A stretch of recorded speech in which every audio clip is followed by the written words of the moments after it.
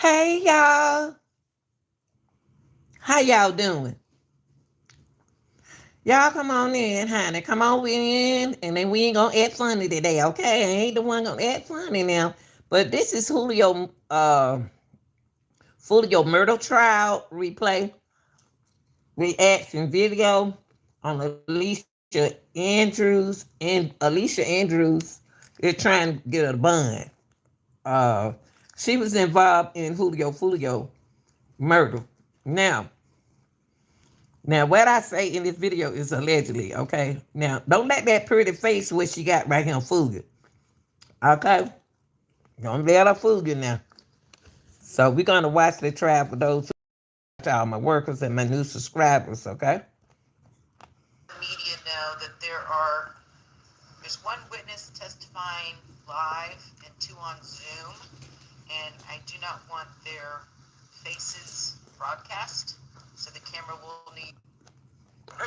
Come on, don't start. Oh, Lord. Please don't start. The camera will need to be turned off or pointed some other way other than broadcasting their identity. Okay. All right. Very good. All right. Yes, go ahead, Ms. Doherty. Judge, I just wanted to briefly make a brief argument before we take witness testimony. I know that the defense has filed an amended motion for our hearing a motion to reconsider pretrial detention, and they have added two sentences to their factual basis. And before we listen to testimony, Judge, I just wanted to make an argument basically to the sufficiency of their motion, whether or not we should take any sort of testimony at all, because it is very clear that the court, the prior chief judge that ordered pretrial detention in this case, and there is a statute that's directly on point with requirements that are specifically listed within the statute for when a motion for pretrial or an order for pretrial detention can be modified or dissolved. And there are specific requirements for that, which was the basis of my response and motion to strike.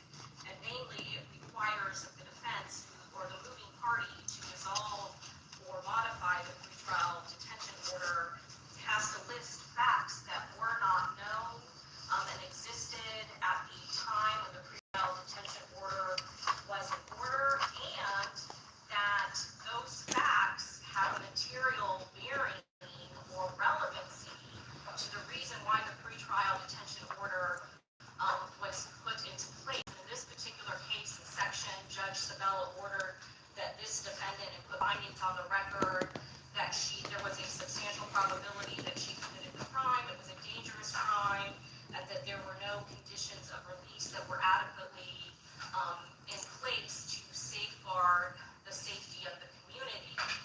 And the facts that were in his first motion, there were no facts whatsoever that were listed in that motion to meet the requirements of the pretrial detention and release statute.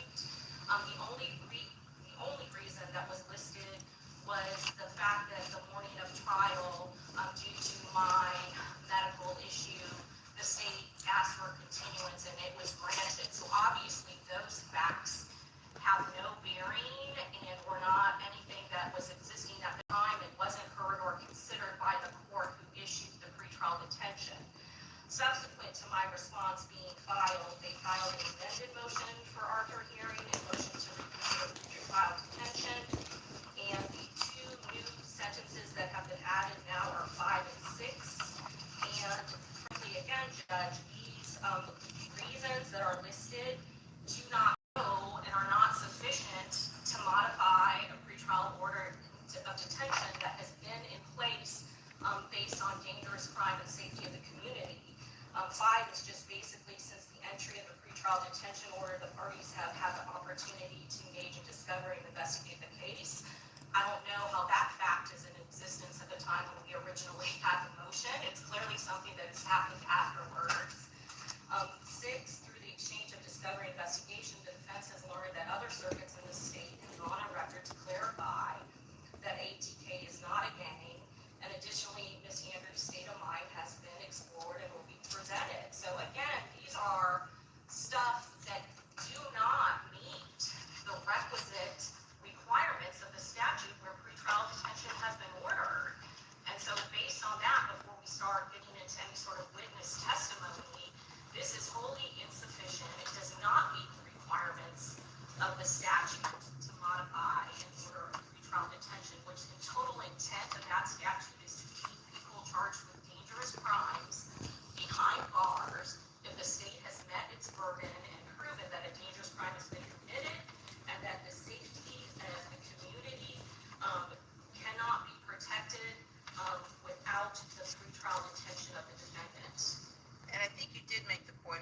imply that Judge Sabella didn't even conduct an Arthur hearing. She didn't, Judge. We had moved for both of those things and argued for both of those. So the Arthur hearing is moved. It's clear that Judge Sabella decided to hold the defendant. You can hold the defendant based on either of those Right. requirements. And it was very clear on the record and the findings that Judge Sabella ordered pretrial detention pursuant to the pretrial detention and release statute. And do you concede, Mr. McLima, that at the original pretrial detention hearing that Judge Sabella did not articulate and did not rule on the Arthur factors? I would agree with that, Judge. That's. Okay. And do you also agree that pursuant to the pretrial detention statute, in order for there to be a modification, once a court has found that it applies, that they have to be facts not known and the facts would have to be material and have some bearing or relevance to the case? Do you agree with that? I don't, Judge. So. Don't let her butt at it. Don't get her no bun. What's up, y'all? No bun. Please don't get her no I bun. don't, Judge. So in the state's motion, the bottom of page 3, the state cites to the statute that they're referring to, 907.041, 5J. That statute no longer exists. That statute, by research, is from 2023. The statute has since been amended. That subsection does not exist. The section that requires motion for pretrial detention in order to be reconsidered at any time before defendant's trial. So that no longer exists in 2024. This is the subsection K, and then in 2025, if you look on Lexis, that language doesn't even appear anymore at all. So What's your response to that, Ms. Judge, Doty? I specifically cited the statute that was in effect at the time when the pretrial detention hearing was heard. So I Okay. had to, But the legislature has subsequently changed it, correct? Judge, that is correct. So, In the current statute, that subsection is still in existence. It's just moved a different letter. okay, well, let me take a look. I'll look at it right now. Just make sure we have the most current reading of the statute, and we'll see what it says. But at this point, we can go forward, and the defense can call witnesses. All right. So I'm going to deny the state's motion to strike the motion to reconsider pretrial detention. Okay. So who's going to be your first witness? first witness is Detective Nita. Okay. Should be on. Let me look. And Judge, just to go back, I'm sorry to belabor the point, but the reason I brought the statute book is it specifically states when that new pretrial detention and release statute goes into effect.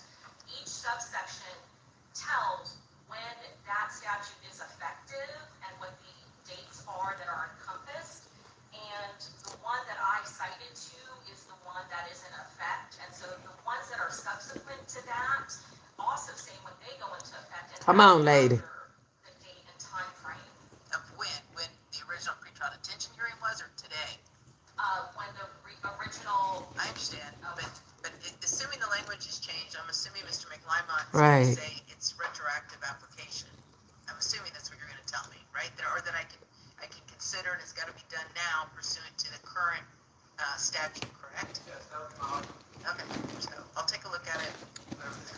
Okay, yes, Detective, is it Nader? Is present?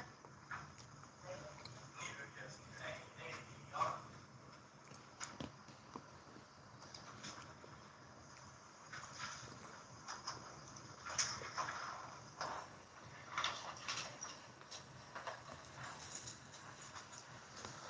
All right, Detective, good afternoon, can you hear me? Yes, ma'am, I can. Okay, very good. Please raise your right hand. You swear, clerk is going to swear you in. Do you solemnly swear or affirm to tell the truth, the whole truth, and nothing but the truth, so help you God? Yes.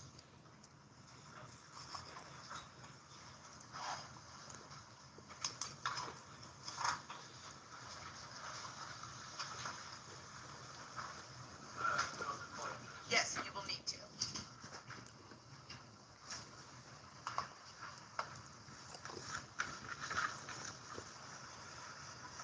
All right, good afternoon, Detective. Could you please state your name for the record?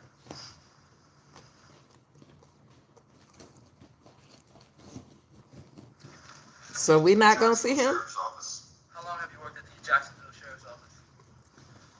Coming up on 9 years. You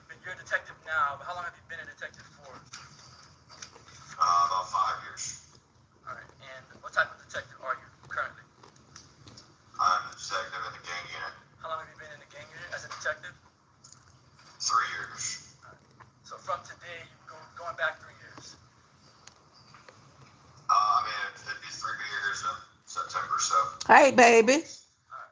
So at the time of the incident in this case, you had been a member, a detective in the gang unit for how long? Back in June of 2024.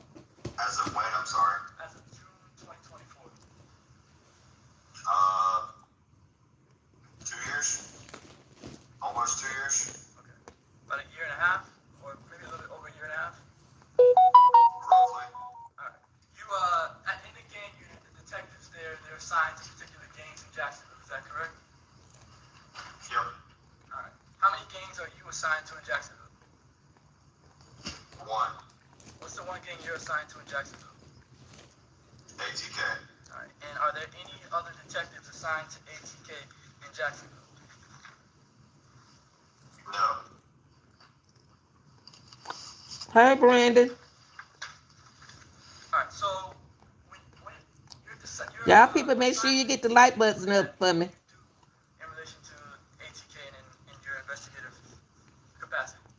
I investigated criminal gangs and their members, and I also purged members if they no longer meet Florida state statutes. And you say you purge members. That means you take members off of a You gang know what, list. Brandon? I don't even want her to get Yes, out. if they no longer meet state I don't want her to statutes, get they a no longer bun. meet the criteria to become a gang member. They're removed from the Yes, she justice guilty. system as an ATK gang member. Alright. Is there anybody in JSO that would know more about ATK than you would? She's guilty, honey. I'm not sure what other people's knowledge is. Or is there any detective in your unit that knows more? I'm gonna sustain the objection.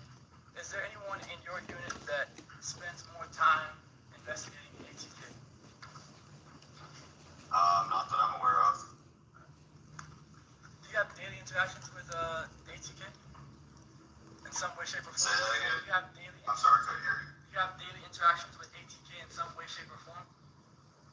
Daily?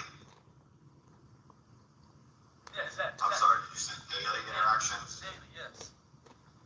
I mean, it would depend on what you would classify as an interaction. Hey, baby. Physical interaction. Don't y'all let that pretty Has face something to do with ATK. Is that what you're doing day in and day make you out? change your verdict. I wouldn't say we have interactions, like a face-to-face interaction, but I investigate them day in and day out, yes. Do you currently have any confidential informants that are in ATK that you have conversations with? No. Have you in the past? Not for ATK, no. Alright. So how is it that you're able to determine that ATK is a gang? By Florida state statute. Alright. So Come on, Alan, pay attention. 874? This the Julio Foolio trial. It's a trial that you watching, baby. Statute for classifying what a gang is. With her look. That is correct. So how You is so funny, Brandon. how have you determined that ATK? She trying to look sweet. She's something else, boy. I mean, I would have to, I'm need to pull up the statute, so you're going to have to give me a second. You probably got a bad attitude.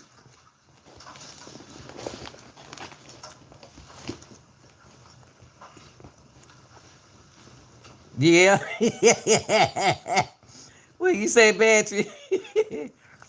Pretty and deadly, boy. That girl right there don't play. She the one with driving the car. She the one with driving that car. She can drive that car too. That girl bad right there. But she's supposed to be pregnant, y'all.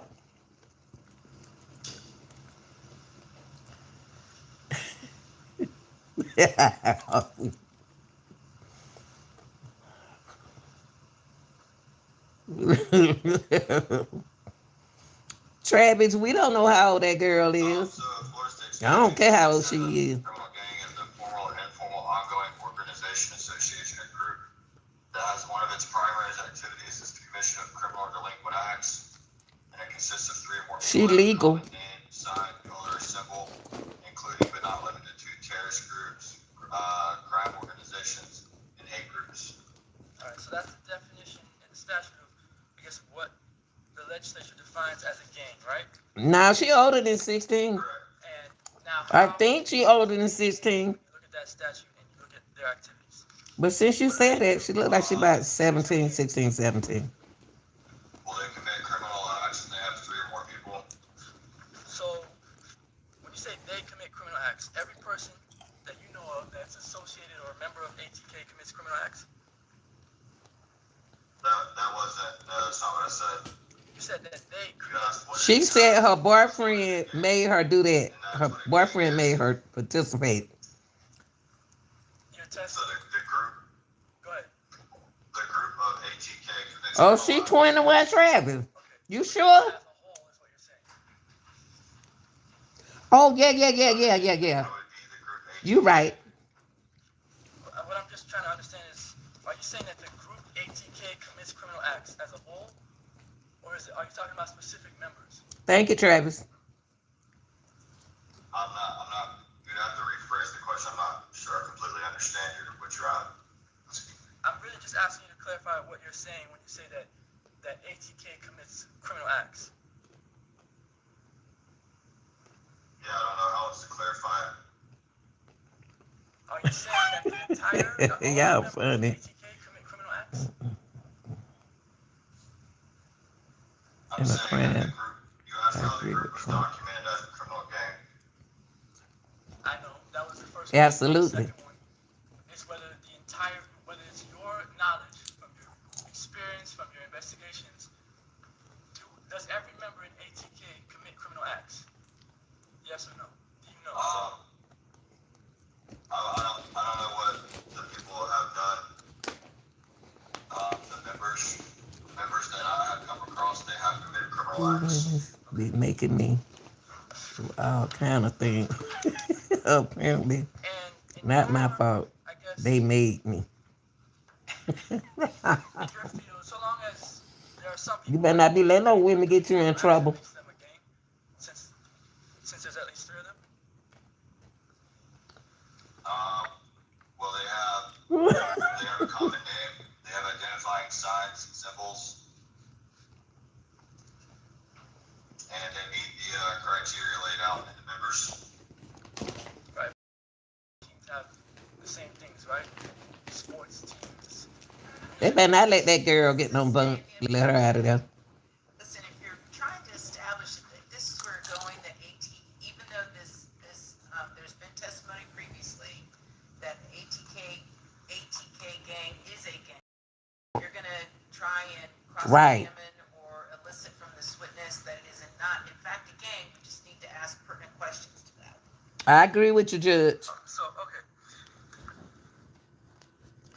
I agree with that, Judge, because that is a game. That's a game. I don't care what they say. At EPCON, the community and the You said, you read the statute. The statute says that in order for it to be classified as a gang, the primary activity has to be criminal acts, right?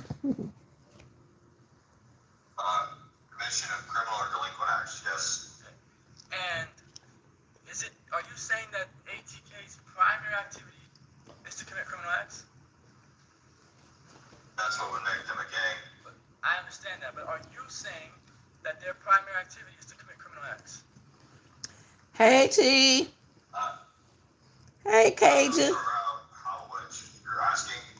I explained that the committed criminal acts, which would make them a gang. I don't know what other activities other than criminal, because I'm law enforcement, so I investigate criminal activities.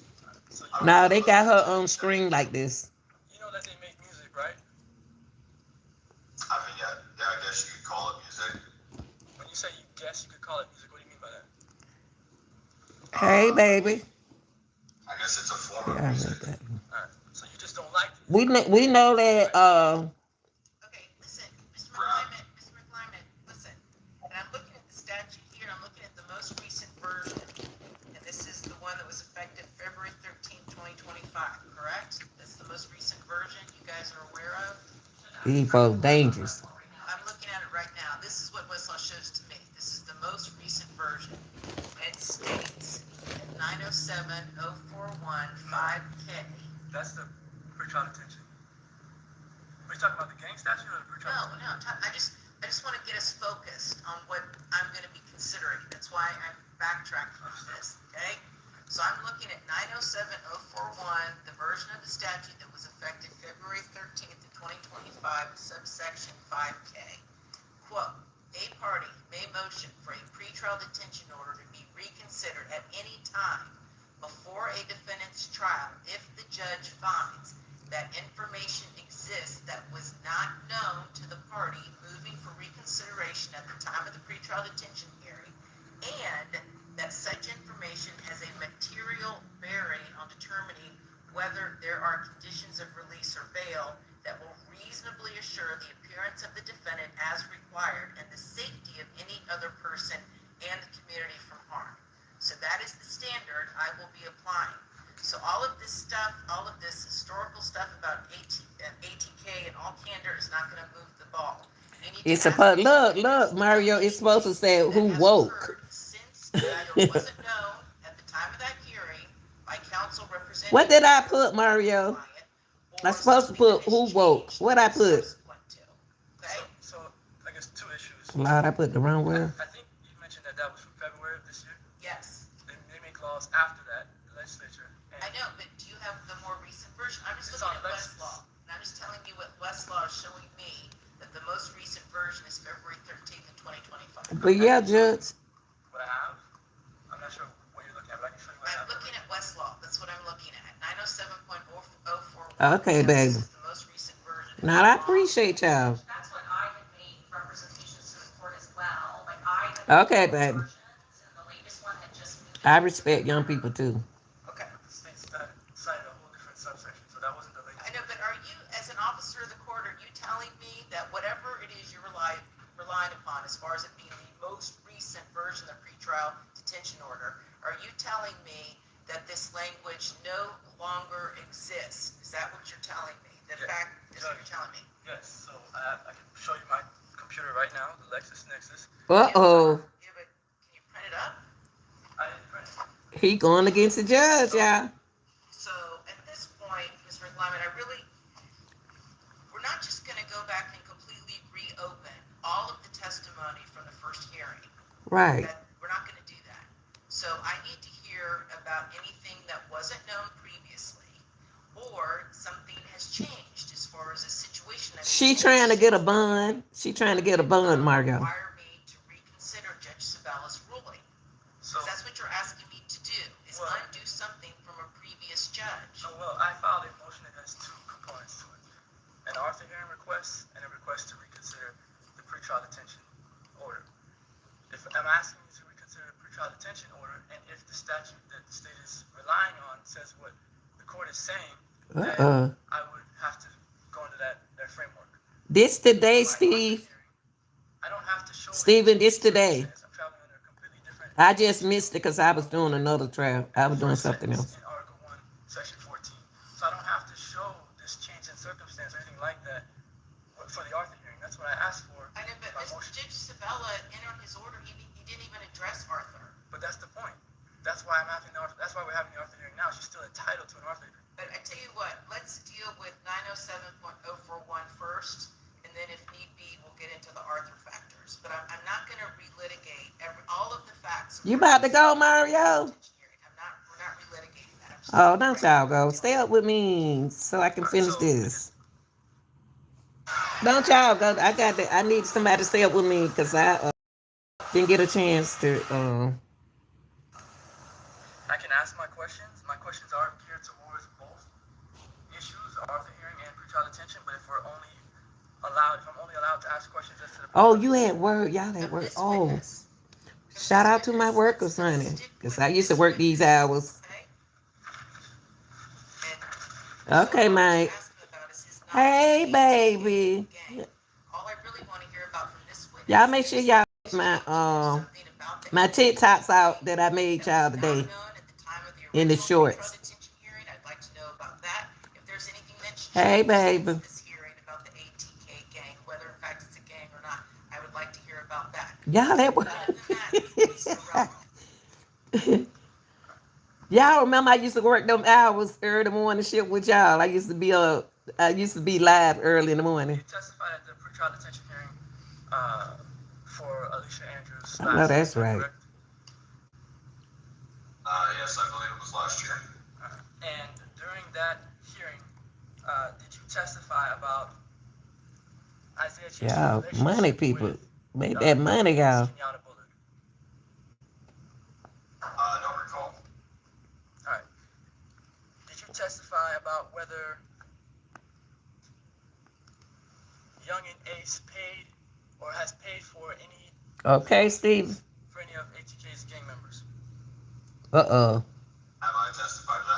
I don't recall. at the pretrial detention hearing? I don't recall. Dedicated. I asked for my transcripts from the Oh, pretrial he's detention. on Zoom. They got him on I didn't receive Zoom. them, so I don't exactly recall what was said over a year ago. All right. They got them So, on are you Zoom. aware that Isaiah Chance and Young and Ace had a relationship at some point in time? Is that your understanding?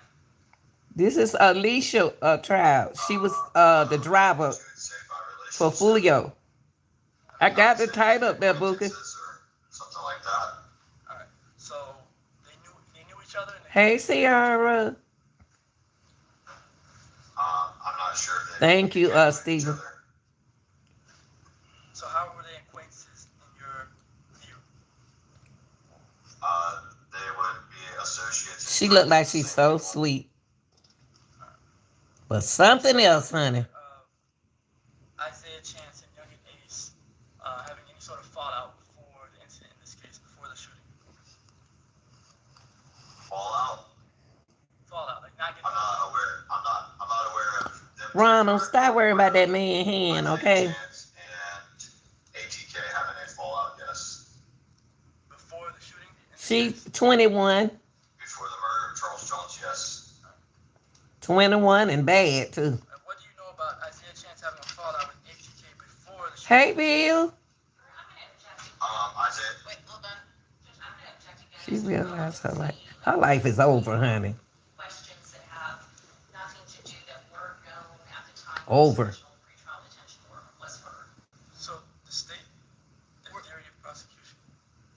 I understand that Alicia Andrews, friend of Isaiah Travis Chance, looked it up. She was a 21. member of or Y'all get those lights up. Get the lights up for me. Okay, and so the fact that there had been a fallout between Isaiah Chance and ATK before the shooting, is that new information or is that old information? Judge, I believe that's old information. Okay, so it was known at the time of the original. Hey, pretrial Martin. detention. If you haven't hit the like button, y'all please hit the like button. Similar ground to what he's testified to previously. You mean the detective who hasn't yet seen the transcript of what he testified to? Yes, So he's guessing. yes, Judge. Okay, so detective. It's a hearing. I don't know if you recall or not. When you testified in the pretrial detention hearing of Alicia Andrews, do you remember being questioned about there had been a fallout between Isaiah Chance and the ATK gang before Thank you, the murder Marco. of Charles Jones?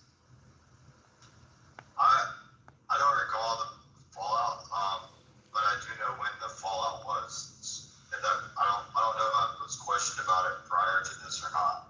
Okay, so when was it? November 23. Okay, Hey, Rude. Mr. McLeod, go ahead. I appreciate y'all, young folks. Do you know what the fallout was for? I don't know, Bill. Direct facts of what it was because I haven't been told. I have my own personal opinions as what the fallout was for. Okay. I mean, you're the expert for ATK that the state solicited. Can you give us your opinion, whether it be expert or, I guess, your personal opinion? Oh yeah, she got a big girl charge. She was the driver. She was driving that car. That girl was driving that car in that Foolio Respects of what shooting. what I would assume. Hey, they Cara. should have. Okay. That's Alicia Maxwell. She was the driver who, when them boys shot up Julio Foolio, she was the driver. She said her boyfriend who locked up made her drive. Y'all get them lights up. All right. Under the pretrial detention standard, I have no further questions. Okay, Cross. Yes, Your Honor. Okay, may this witness be excused? we're not. I guess I would just make an objection for the record. I had other questions for the Arthur hearing issue. If he's excused, I won't be able to ask those questions. So Judge, like she got an attitude. there's the issue. You can proffer. What else were you going to get into? The whole background of the case? Well, not the whole background. I have a few sections. This is not the trial, so I'm not gonna. It's a hearing, son, not a trial. I'm going to sustain your objection at this point. Karen, I'm a late bird. I used to go to work at this time, so when I retire, I still get up. You know, I sleep in the day and be up all night. Yeah, I just retired 2019 and then retired on another job. All right, who's going to be your next witness? So what the judge just explained to the attorney And I believe this is one of our that this is a hearing. The media to not broadcast. Uh-oh. Her appearance. She don't want them to broadcast this. Samuel, what was she then? Yes, she was driving. What do you mean by she wasn't the driver? What was she? She was driving that car. She said it.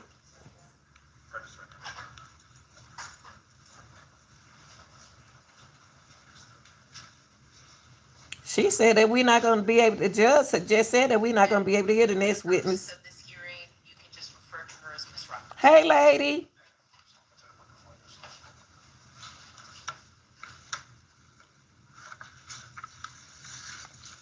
Okay, Samuel, tell me who is this? Tell me about this girl right here. You tell the chat what's going on with Alicia. Tell us. Hey, lady. Samuel, tell us who she is and what she did. And where do you currently live? Jacksonville, Florida. Now we very nice over here and respectable. We don't disrespect nobody. I'm a close friend. All right. And how long have you and Alicia been friends? 7 years. What you know what year you met? Around 2018. All right. And in 2018, were you in high school? Yes. Was Alicia Andrews in high school? Yes. Y'all ask. And would you consider yourselves some best friends? Oh, so she got somebody. Then and now, or just then, or like, what is your relationship with her right now? Best friend. All right. So, do you also know who Isaiah Chance is? Yes. All right. And how long have you known who Isaiah Chance? Since Alicia's been dating him. All right. Samuel, I'm waiting on you to tell the people in the chat what did Alicia do. Okay. Alicia and Isaiah Chance got into a relationship. Were you around their relationship? Were you in the vicinity? Did you see them hang out at all? Did you see them interact? No. All right. At what Thank you, point- Robert. I don't argue with kids. I know what I'm talking about. Like, Thank you, talk Robert. to each other on the phone or in person or anything like that. Go out on dates. I never really seen that. No. She was driving, Samuel. Listen to us. Have you ever spoken to him? Yes. All right. On what phone? Or what mediums have you spoken to him on? Twitter. All right. Any text messages, anything like that? Yes. All right. Did Isaiah Chance and Alicia Andrews have anything? Thank you, Stephen. Regardless of what she did, she involved. She's involved. Relevance of this. Again, the state's theory of prosecution here, the motive for why Alicia Andrews is even involved in any of this stuff, is because she pretty much. Y'all make sure you keep my check respectful, because I would like to keep everybody. I don't want to block nobody. Hey, Rome. Relationship that this state is Hey, the Isaac. only motive that they have in this case as to why Alicia Andrews is involved. Okay, for the purposes of this hearing. Thank you, LML. I tried to tell them she the getaway driver. I know what I'm talking about. It is binding case law. There is no defense of duress in the state of Florida. But I'll allow you for the purposes of this hearing to go ahead. I understand, Judge. We're not arguing any duress defense. See, what you said, NH might well cooperate. So, were there any physical altercations between Alicia and Chance? Hey, Lisa. Not around the first time they started dating, maybe further into the relationship. When you say further into the relationship, what do you mean? Maybe Hey, Robert. Lenita, she made up looks. That's what she doing, so y'all can feel sorry for her. Now, the girl who talking, y'all, is a witness. Yeah, she trying to look. Just because she pretty, she got a little attitude on her, honey. Hey, little Yandi Yes, and so Milton. during the abuse, she would send me pictures choked, of her eye, of him punching her, and bruises. Okay. That's pictures. That's not any words, right? Yes, correct All right. pictures. But did you also get text messages from her about? Thank you, Stephen. Tell Samuel what I said. What? Pay attention, Samuel. We tried to tell you who she was.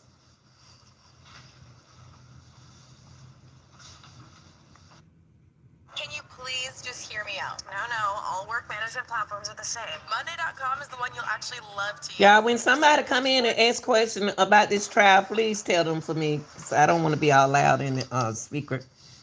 She's a murderer. That's what she did. She murdered. She part of the murder All right. Can too. you tell me what that document is I just handed to you? The document that you did hand to me was Alicia stating that Well, don't tell me what's said here. Just tell me what the document is. What is it? basically of Isaiah choking her and me stating that he needs to stop putting his hands on her. So you're telling me what's in it, but tell me what is that you're looking at? Oh, an image of me and Alicia messages in Isaiah. Okay. Is it a screenshot? Yes, it's a screenshot. All right. And where's the screenshot coming from?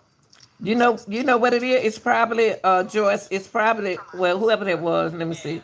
It's probably makeup. You know, 'cause they have to put their own makeup on. It's probably makeup. The screenshot that's in your phone. Yes. And is there? I mean, the Right, NH. Well, I'm listening to her testimony, and so you want now to admit the screenshot? Do you have something on paper? it's on paper. I handed her Okay. the document. Any objection, just for the purposes of this hearing? No objection. Okay, that's fine. Go ahead, admit it. Defense one, have you marked it? Not yet. It'll be defense one. All right. So on the left of that document, can you tell me? Or you just Let me see. I think about 4 or 5 of them. was the conversation between? I said, don't quote me wrong. All right. Go ahead. So the message between me and Wow, Alicia, Lisa, she I be stated doing that so many. I do so many she cases. stated that, bruh, excuse my Maybe language, somebody bruh, can bitch, tell you bitch, when almost it killed me. happened. And I stated, who? She said, say. And I replied, what did he do? I think it's She happened said, I couldn't last breathe. I year. said, he choked you? She said, yes. He covered my mouth. I couldn't breathe. 10 more seconds. Yeah, this a new case. This a hearing. The case haven't even All the started. blood was rushing to my face. Y'all get the lights up, please. Get the lights What's up. wrong with him? Is he being insecure? Okay, it was. She said, Thank you, I Travis. promise you, June the 23rd, show me you 2024. love me. No, something is really wrong with you. And I replied, see, you gotta stop him. All right. So do you remember when that was? That exchange between you and Alicia? February 10th, 2024. I'm sorry, what was that date? February 10th, 2024. All right. And do you know if that was the first time that you heard anything, or was it like down the Her boyfriend was one of the shooters, y'all. times that they got into physical altercations? What is this? Her boyfriend did, Mel. Around the time frame. But she was that the driver. In the beginning. This was the beginning? Yes. All right. And did you have any other conversations with Alicia about this incident? About this incident, no. All right. Can you tell me what happened after this incident? Did you tell her to call the police or anything like that? No, I did not. All right. Why not? Because that wasn't my place. All right. And on the right, could you read that text message and tell the court who it's from? Or who it's between? The whole thing? Yes. Is this a composite exhibit that you're gonna do? Is this a different date? So, Is this a different? Out of y'all 344 people, can y'all please hit the like button for us? Thank you. Day, what is it? the way that it's a composite, the way that it's printed out, Judge, there's two side by side, and I guess it should have been printed on the other page. So it's two different dates, Judge. The one Okay, on the- so. Y'all, the like button is free. The lights are free, What date is that? okay? What's the new date? I'm gonna get paid regardless, but it's not about that. It makes me go Tell the court who that's do other things message is. for y'all. Me and Isaiah. All right, Isaiah Chance, Yes. and do you remember the date on that? Around March 4th, 2024. Okay. Can you read to the court what that message says? He stated that we both were wrong, I understand, but she pulled the first trigger. She threw the first punch, hypothetically speaking. Yes, physically it's gonna hurt. It'll fuck you up, but Come on now. Emotionally, that hurt. Intentionally wise, my scars and cuts and bruises run deep and won't never go away. Open forever. I can't even look at her the same. I told her that and be telling her that I wish it was something or somehow she can make it up. I see she's apologetic and hurt, but I'm hurt, but that she can't fix that. But what time and few scratches and bruises. Man, that shit gonna go away. Physically, Hey, Jamie. I'ma still be forever stuck with it. Mentally and emotionally, not never forgetting. So at the end of the day, who is really losing? Me. Alright, did you respond to him? Hey, Redstone. I Reptone. said it. Still say that's not. John. If you love somebody, you don't put your hands on her. Terry. Girl, what? Do I said y'all you? got history, and that is not how. Oh, yeah, I do everything. You don't get it. Terry, I do a lot of things. I do cases, Yes. criminal cases. I do a lot of I be busy. But I do it for the people. I try to make the people happy. When it says here, she threw the first punch hypothetically. I'm a retired physical education and health teacher. Isaiah Chance. I coached track for 16 years, so I'm new to this game right here. Sustain. Well, let me ask you this. Do you know what Chance? Yes, she was the driver, Wendy. Well, that, Thank you, Travis. she's speculating. No, Some of the it. message.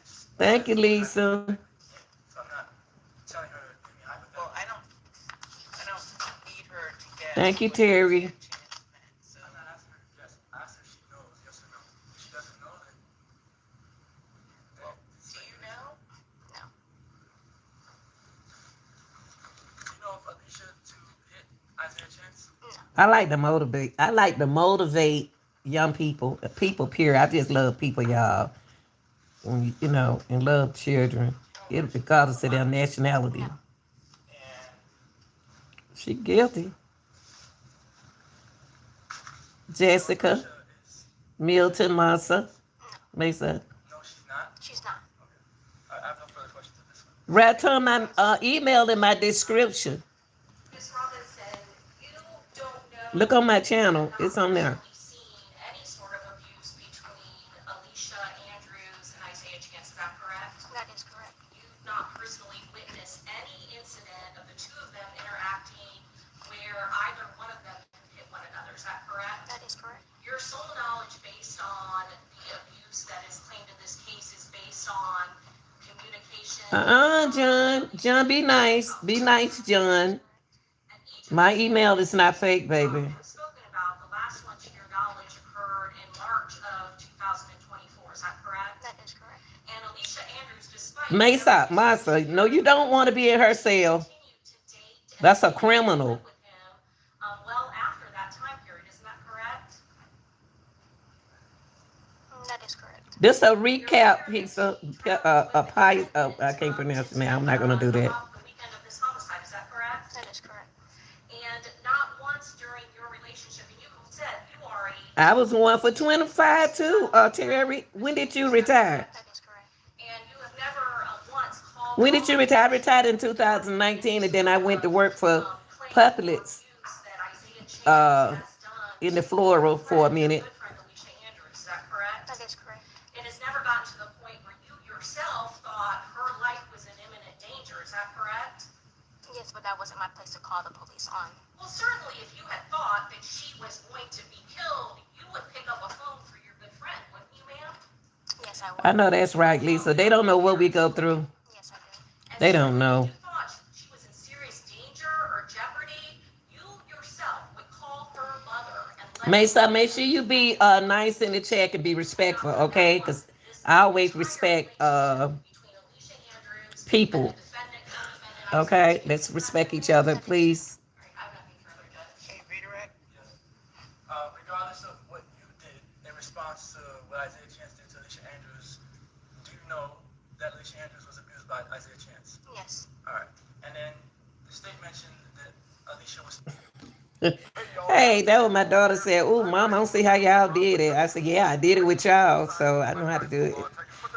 And then I coached track and field for 16 years. Living with Isaiah Chance. Alicia did not live with Okay, baby, I'm sorry. All right, where does she live? with her parents. Okay. No further questions. I did too, Terry. I retired in 2019. You are free to go. But okay. You got this. You got this. And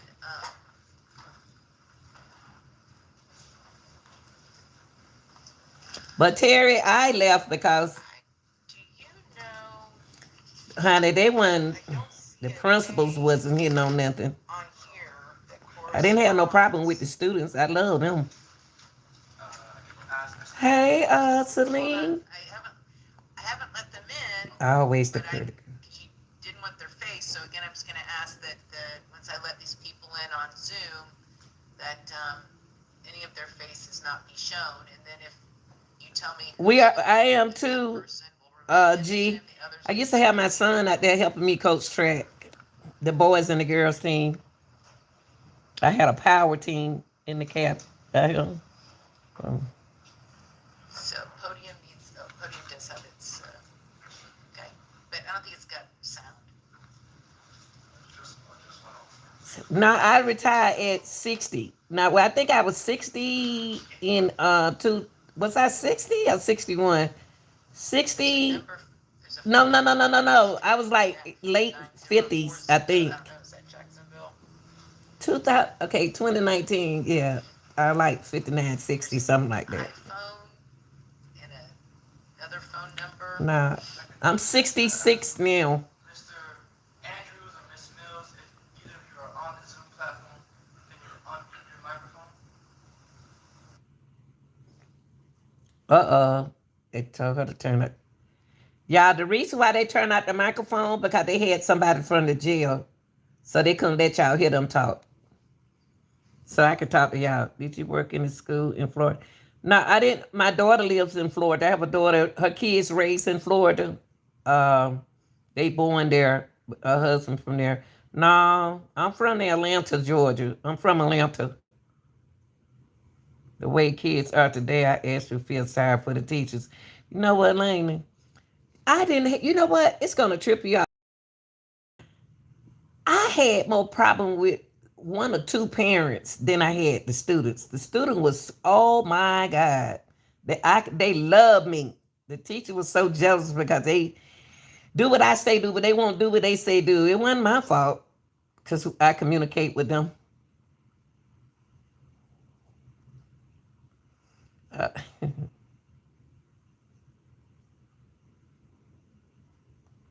yeah, the kids, the boys is love.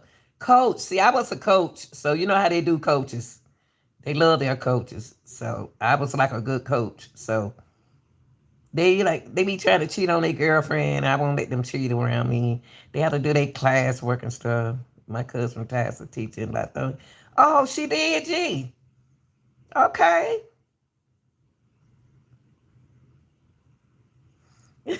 Robert, you man. You know what? When I used to work at this high school for 6 years, these boys were crazy about me. I had to chase the boys. You know how y'all do coaches. Y'all know how y'all do the gym teachers. That's what y'all call gym teachers. Boy, I used to have to chase them out of my class. And I used to get them hall passes to class and stuff. The parents or something. I didn't have no problem with my students. I don't care what color my kids were. I did not have no problem. I just be having problem getting the kids off around me. They don't want to go to their class. Yeah, Laney, I was 59 when I retired. Hey, Leah. John, yeah, I love working with. I love health. Then I taught health education. Mickey. Yeah, I love. Yeah, they turned the mic off because the that is speaking is from the jail. Wait a minute. Oh man, that's too funny. I love it. Lisa, I keep up with my students. They on Facebook. They got kids. They got kids now, so I go to their kids' game. So the kids that I taught, and some of my students have children now, some of them don't. Clean hi yo in the house, Butch. Teenager girls going through puberty, dealing with their hormones. Yeah, Laney.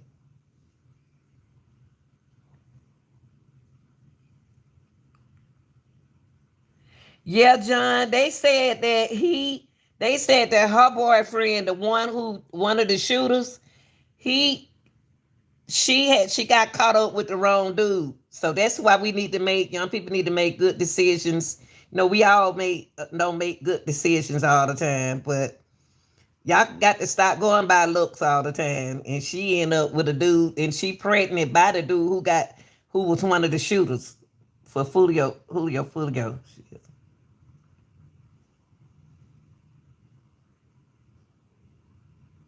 Right, Robert.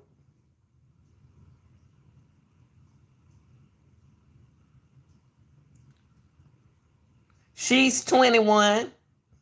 You know what, Celine? And something else, honey. And something else. I used to have so many pretty girls. I used to have a girl. She's a rapper. She was in my class. Now she's a rapper for God, what this man name? Ooh, she had the bad attitude. Oh my gosh. But she was pretty. She was pretty. My proposal is that we don't allow everyone in. They just change their names on Zoom to the correct. No, I'm not opening up that Zoom again. So they can appear telephonically if the state doesn't object. Judge, I don't object. So, Is there a number they can call into? yes, Talking about this girl right here, Robert. there is. Unfortunately, I don't know it. But you give me their number and Oh, let me know that I will be calling them. She guilty. See, really, Their number and then she wants a bun. She trying to get out of there.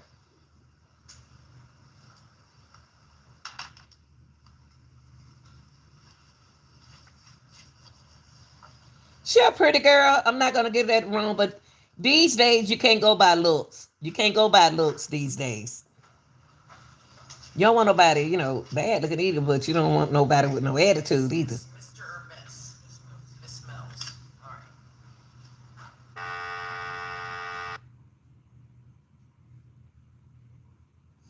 Y'all get the lights up for me, okay? It's not gonna hurt nothing.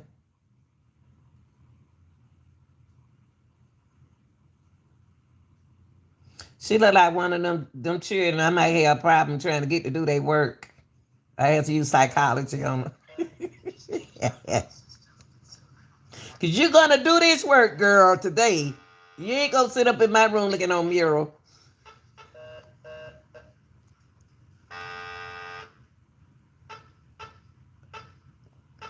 Come on, Judge. Y'all gotta do better than this, honey. When that trial start, y'all need to get this thing together. She nervous. You can tell by what she's doing with her lips. Right. They're gonna give her 20 years before she has a little butt nose. See, really, this just her hearing. Cause they gave her a speedy trial cause she's supposed to be pregnant. They trying to call the jail.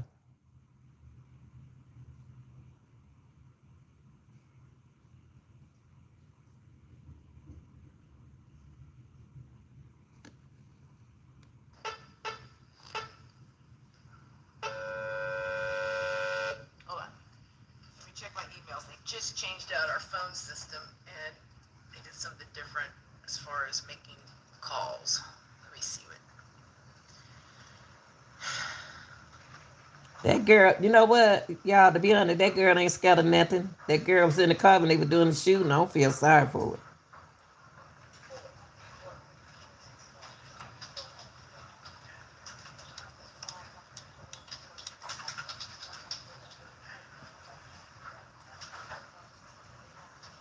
Come on, y'all.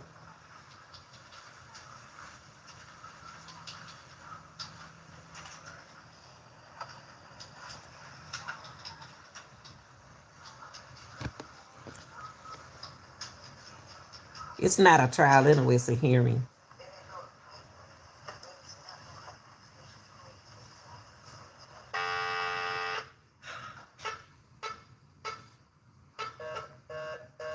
They don't have it together and they need to have it together. I don't understand. Yeah. And they try to complain about back in the days. Back in the days, they would have had this stuff together.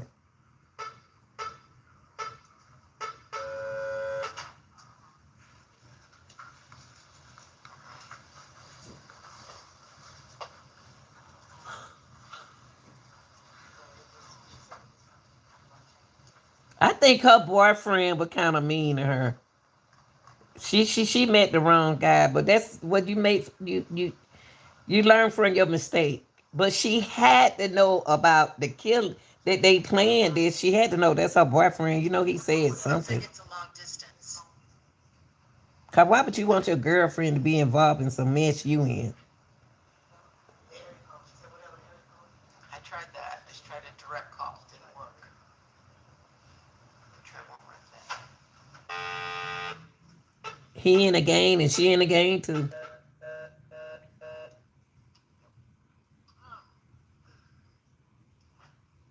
I mean, why don't they Office. We why don't rarely use this. why don't they use the radio? Ain't that a police officer right there?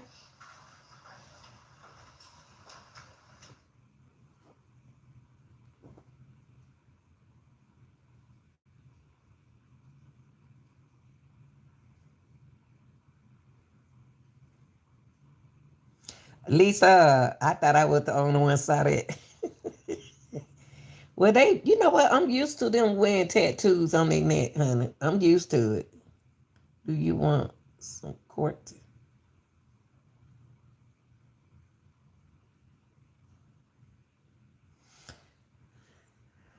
Ryan, she's trying to get a bond.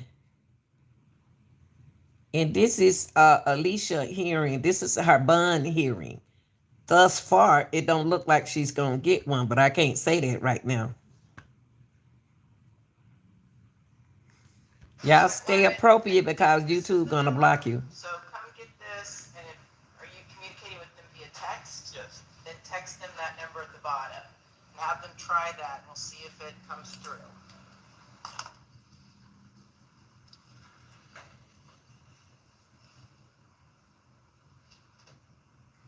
Right, Ryan.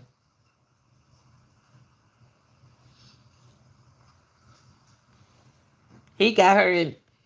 He shouldn't. I wouldn't involve my girlfriend in this. I really wouldn't. I wouldn't even want her to drive the car or nothing. I hate she. Get, Lord. Hey, John.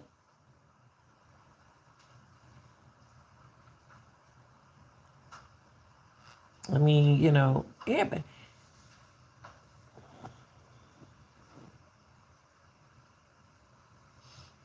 I don't know what. I don't even want to read the tattoo on her neck. She doesn't, but this is taking a long time Good for a afternoon. bond. This is Judge Cisco. Is this Miss Mills? Yes, ma'am, I'm sorry about that, I don't know what happened, I'm sorry. It's all right. Listen, we're going to proceed forward. So wherever you are, please raise your right hand. And Yes, ma'am. do you swear or affirm to tell the truth, the whole truth, and nothing but the truth, so help you God? Yes. Okay, very good. Mr. McLyman, you may proceed.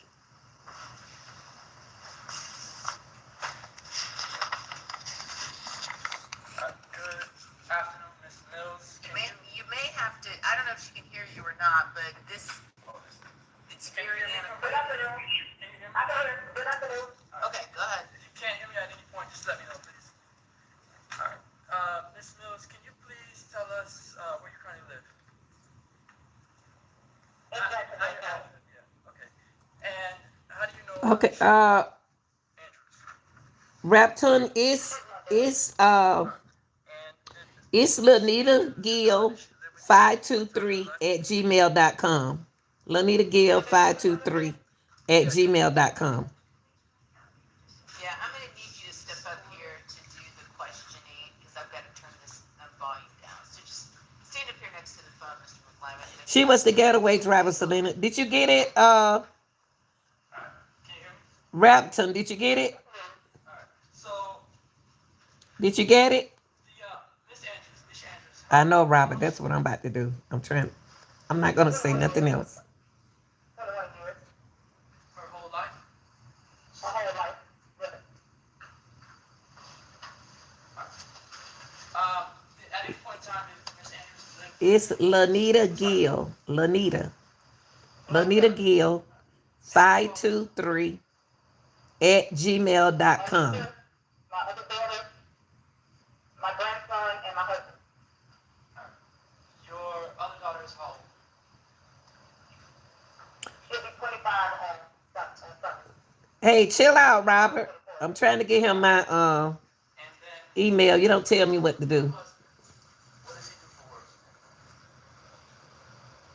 He drives tugboat, He drives what? like Like TUG? demon, like female, like working female. Can you spell Drive that. I ain't gonna say nothing no more. You the preacher. I'm not gonna say nothing, Daddy. Female, like working female, like a Got it. How long has he been doing that for? I'm not sure, over 5 years, I'm not sure. Alright. And do you all own a home? I do anything. Oh, you itchy buddy. You're in luck. Here at PetSmart, we have special. Y'all don't ask me nothing, Robert. I got to be quiet. Yes. Can you tell us, do you know who Isaiah Chance is? Yes. Alright. Who is Isaiah Chance? Alicia's friend. Alright. And do you know when Alicia met Isaiah Chance? I believe around 2022, I believe. And what was your understanding of the relationship that Alicia had with Isaiah Chance? She was just, really good friend. Okay. And would she leave the house to go to his house at any point in time? She left with him once when I first met him. Alright. But I don't know him, personally. I just know when I met him the first time. When you say you don't know him personally, you didn't have any relationship with him? No, sir.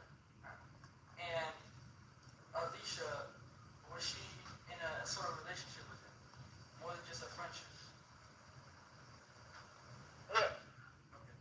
And did you at any point in time learn about any issues that they had between each other? Yes. Alright, what issues did they have? I learned about the domestic violence. What did you learn about it? When she came home and he hit her in the eye. What? Do you know when that happened?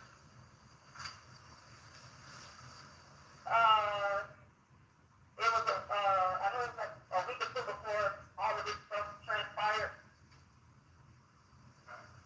Is that the only time that you're aware of this physical altercation between the two of them? Yes.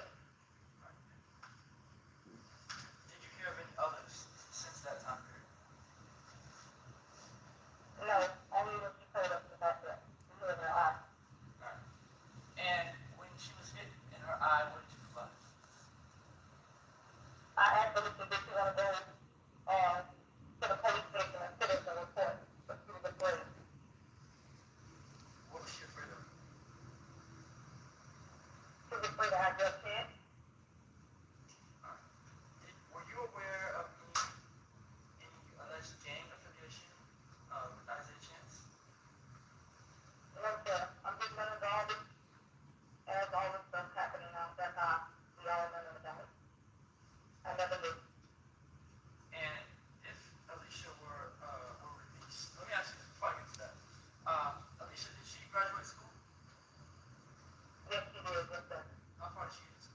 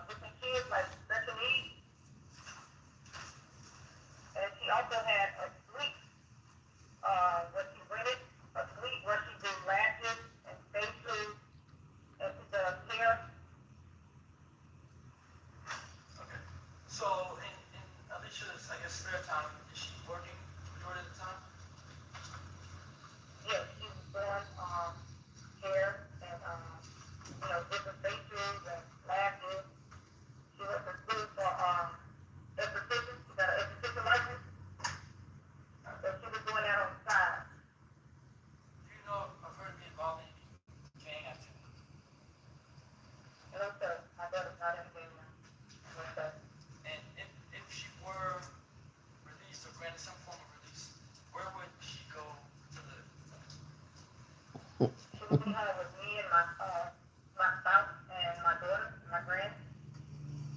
Okay. You say your grand, you talking about, you're referring to, Alicia Andrews' daughter?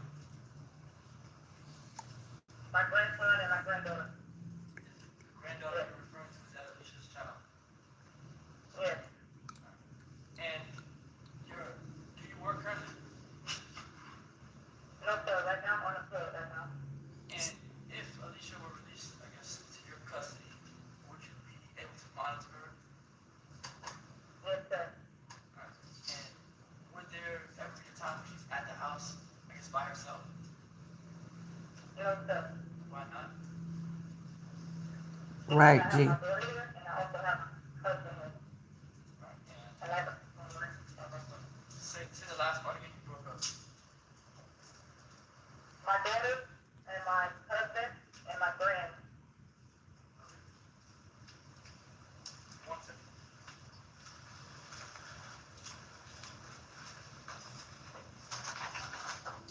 Y'all, she have a little girl. She got a child already too, and she pregnant. Y'all got to make better choices and decisions in life when you start having kids. Larry, what's up? This is the Julio, Alicia Matthew trial. This is her hearing. I meant to say I apologize. This is her hearing.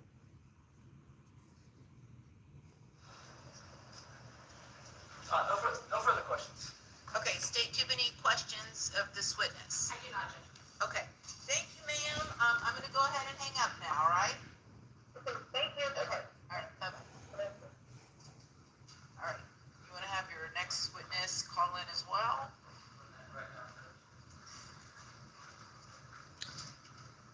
Okay, why he calling in a witness? Y'all got to make better decisions. When you start having children, your life got to change. She already got a child. And then she about to have one, and she fooling around with a knucklehead. Come on now. You can't do what your boyfriend do.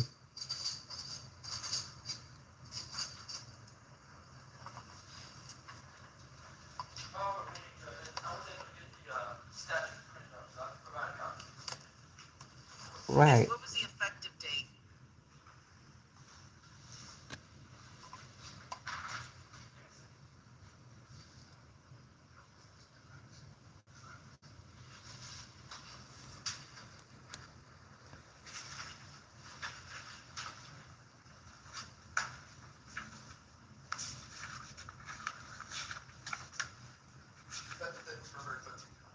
Thank you, That's Lisa. what I'm looking at online right now. So I don't understand where the, let me see what you've got, because I'm looking at it right now online on Westlaw. 907.041, pretrial detention and release, effective February 13th, 2025. And I just read you all the pertinent statute.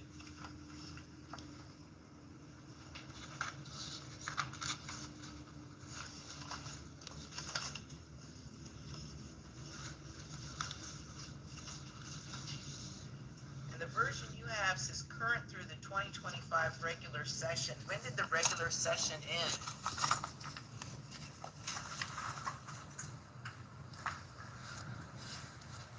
I don't know the answer to that question, Judge. This is a statute that I pulled in Lexis. It just came up.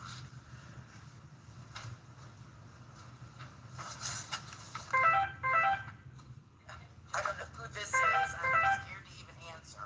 That's That's Mr. Torres. Why don't we go ahead and call him? They do, Lisa. But they don't want you to say that. Hi, Mr. Torres? Yes, ma'am. Okay, very good. Wherever you are, raise your right hand. Do you swear or affirm to tell the truth, the whole truth, and nothing but the truth, so help you God?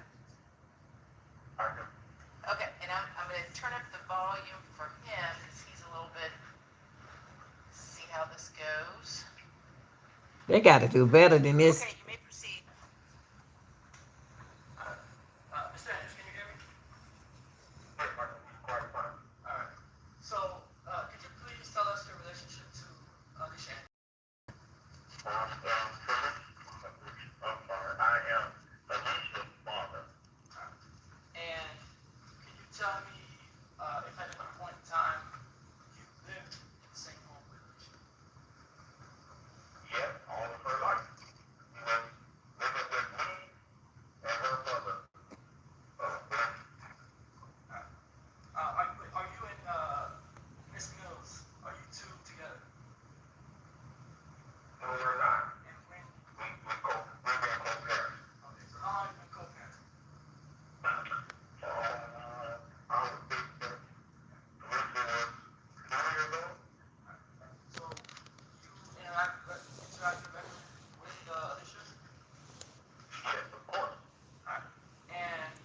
That's her father, y'all, who's speaking. Probably every other weekend or every weekend or Sunday during the week. And what about holidays? Yes, of course on holidays. Every holiday. We never miss a holiday or birthday. And do you own a home? Yes. And who lives in your home? Me, my wife, and my bonus child. You said in what? My bonus child, stepdaughter. Okay. All right. And where would Alicia be going if she was granted some form of for the trial? She would be here with me or with her mother. One of the two. Do you know who Isaiah Chance is? I don't know him. I have never physically met him. We were supposed to meet, you know, probably one holiday, but he never showed up. But I never got the opportunity to meet him personally. Okay. Do you know if that was for any particular reason? To me, after all this was transpired, I think it may be, you know, the way I carry myself, and you know, I'm not that type of guy. You know, my lifestyle is not structured that way. So I believe he may have maybe felt that if I would not allow him to see her going forward. When you say you're not, That's the only thing. That's the only thing I can possibly say. I can't really say what it will be because I never met him. okay. Now, Dog, they ain't never met the boy. Yes. what do you do for work? I'm a container refrigeration mechanic. How long have you had that job for? 27 years. So you have a stable job, and you're able to manage Alicia if she's out. Yes. Da el paso de ver más allá de Y'all, las historias reales. that's her father on the phone talking, y'all. Yes. You're able to provide support.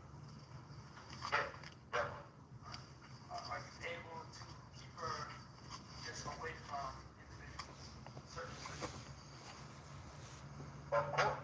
Now, if this transpired, we would definitely, much less her mother, would definitely make sure that doesn't happen. Or anyone. But for the most part, she would be at home. She won't go anywhere. Did Alicia ever like hide things from you? And let me see one. Did Alicia hide her relationship with Isaiah Chance from you? I can't say, I would say so because I never got a chance to meet him. You know, I know more about him based on what's going on now than I ever knew about. And you also became aware of this domestic violence? Yes. When did you become aware of it? One particular day, her mother called, and when I arrived, I learned that she had a black eye, and I asked her what's going on, she said other, and if I'm not mistaken, I asked her what happened, and she would know that, you know, no one should be putting their hands on you. I never put my hands on my daughter, so I wouldn't allow anyone to put their hands on my daughter. So, you know, one thing led to another. We never really got into the conversation. You know, I think she was more or less hurt, much scared, and you know, for the most part, she was staying away. Then all of a sudden, you know, this happened. Do you know Alicia to be a violent person? No, she's not a violent person. Is she dangerous? No, she's not dangerous. She would hurt a fly. And, well, I guess, give me one second.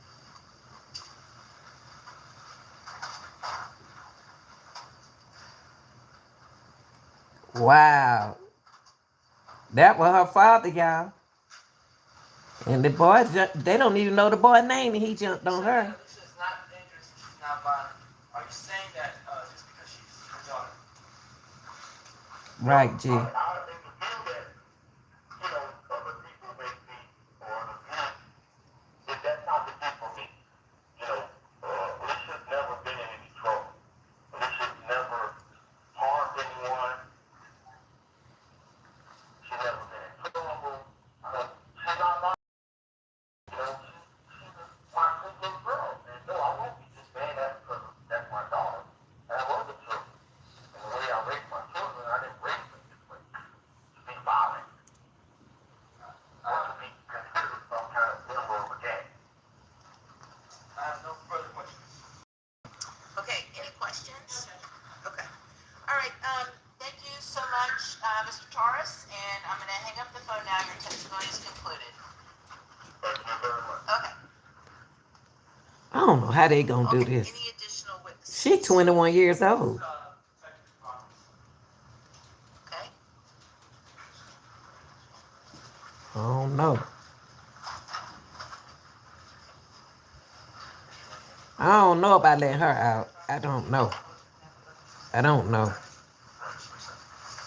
Cause she don't listen to her parents. And she 21 years old. So how they gonna do that? Okay, you may proceed. They don't even know the boy's name. Detective Ramos, you are the lead detective in this case from Tampa Police Department, is that correct? Yes, sir. All right, and I guess there's no other police officer or detective in Tampa Police Department that knows more about this case than you. That would be correct. All right, and you've been on this case from the beginning, Correct. and you're still the lead detective now. Correct. All right, you had a role in issuing the warrants in this case. Yes. All right, and you testified in the pretrial detention hearing. Correct. All right, in the pretrial detention hearing, do you remember testifying about Alicia Andrews sort of following Foolio, Charles Jones around Tampa, Florida? Of course. All right. When you testified at the hearing that Alicia Andrews was following Charles Jones around, can you say, Can y'all get the lights up, please? I guess, investigation when it was that Alicia began to follow Thank you. Foolio, Charles Jones? So we had multiple pieces of evidence to include GPS, cell site data. So the device of Alicia Andrews shows a device traveling from Jacksonville in the early afternoon of Saturday the 22nd, traveling from Jacksonville to Tampa, Florida, where obviously Mr. Charles Jones was expected to perform.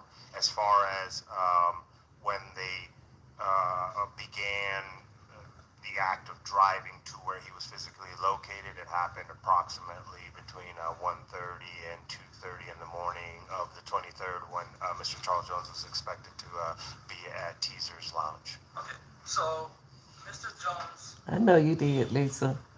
is at Teaser's at what time?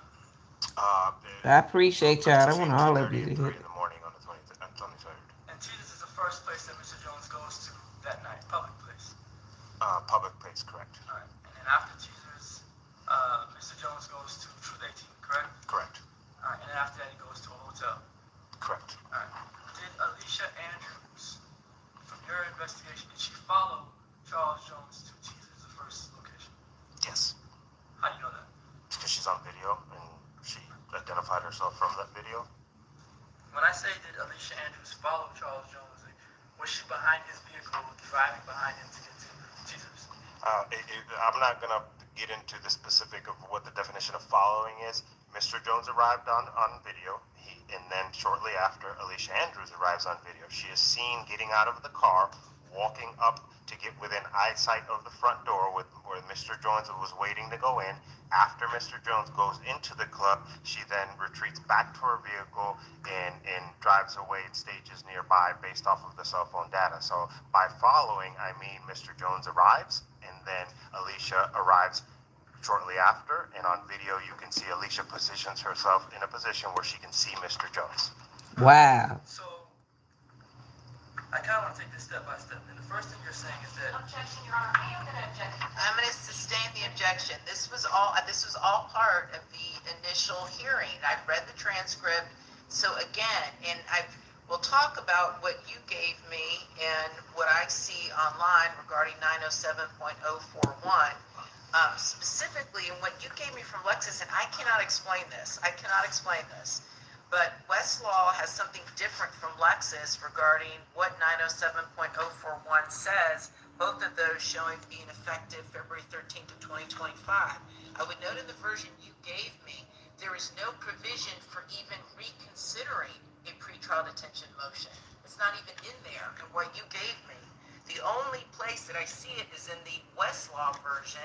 And again, as I stated, the only way that the court can reconsider it is if there was information that was known at the time and that the information has a material bearing. So we're not going to revisit all of the testimony taken by Detective Ramos at the original pretrial detention hearing. I've read the transcript, I'm familiar with it, and so we need to focus on what evidence was not known at the time. All right, so I would like to hear the legal objection from the state, and I get a chance to respond to it.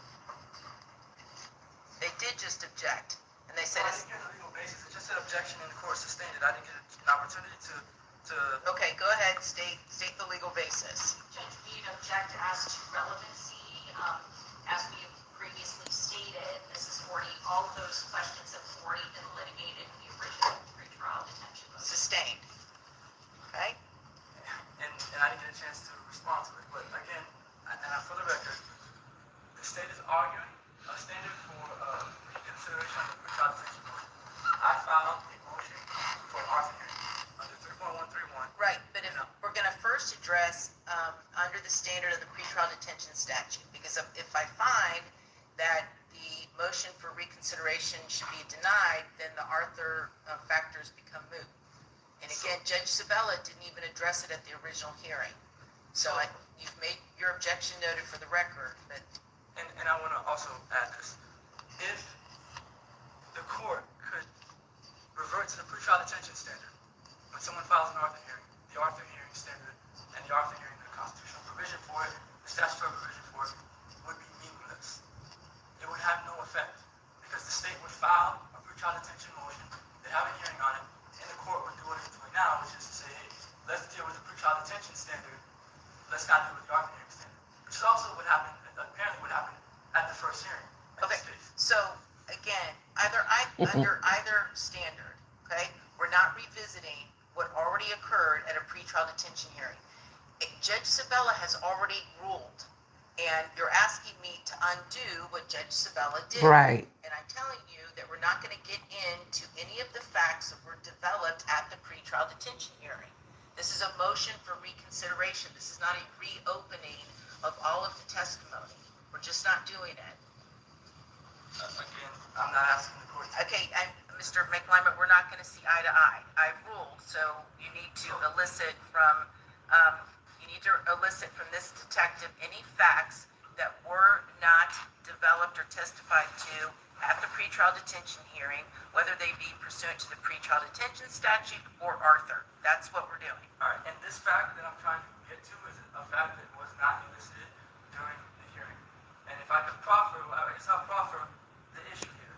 The issue is that Detective Ramos testified at the pretrial detention hearing and just now that Alicia Andrews arrived at Teasers after Charles Jones got his report.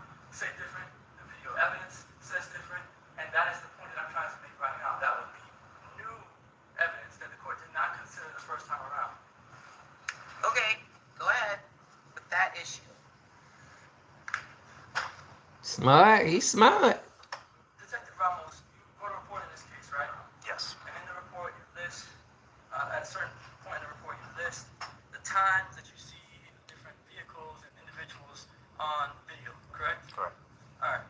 And do you remember writing in your report when the silver Chevy Cruze arrived at Teasers? The silver Chevy Cruze arrives before Charles Jones does, correct. Okay.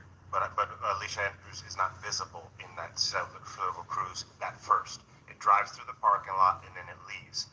I don't see Alicia Andrews visible on camera until after Charles Jones arrives. So if your question is if the vehicle arrived before, yes, it did. Well, her cell phone shows she was there in that vehicle at the time when the Chevy Cruze was on camera, right? Correct. I believe her to have been in the vehicle before Mr. Jones arrives. Sure. So why are you suggesting that she was not in the vehicle? I'm not suggesting that. I believe her to be in the vehicle. Teasers before Charles Jones got there. That is my belief, yes. All right, so there's no way that Alicia Andrews followed Charles Jones to teasers, correct? Again, Mr. Jones was expected to be there. It was publicized on his social media, so she would have had knowledge that he's going to be there. So we have established through the evidence that the sole purpose of her being there is to get to Mr. Jones. You've established that through evidence. Through the investigation, yes. There was no other reason. In her statement, she claimed that she was there to possibly patronize the club. And she stated that she talked to the bouncer, inquired about the price to come in, and that's disproven via the evidence. So based off of all of the video evidence and the ultimate investigation, it is our belief that her sole reason for being at Teasers was to track Mr. Jones' movements. All right, so that's your belief. Yes, of course. Now, Miss Andrews, after they leave Teasers, they go to another location, correct? Correct, yes. They go to a club called Players Club, correct? The Truth 18. Did you look at the call detail records in this case? Okay. Yes, I did. All right.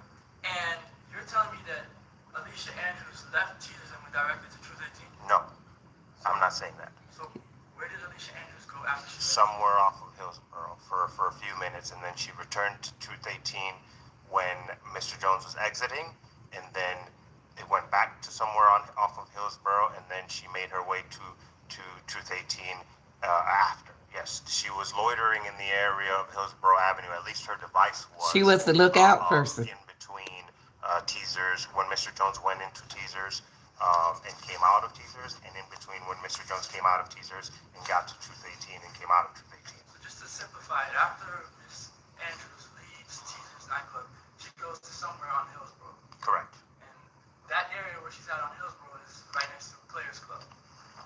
I'm not familiar with whether there's a club there or not. All right. So did you get any video footage from the Players Club?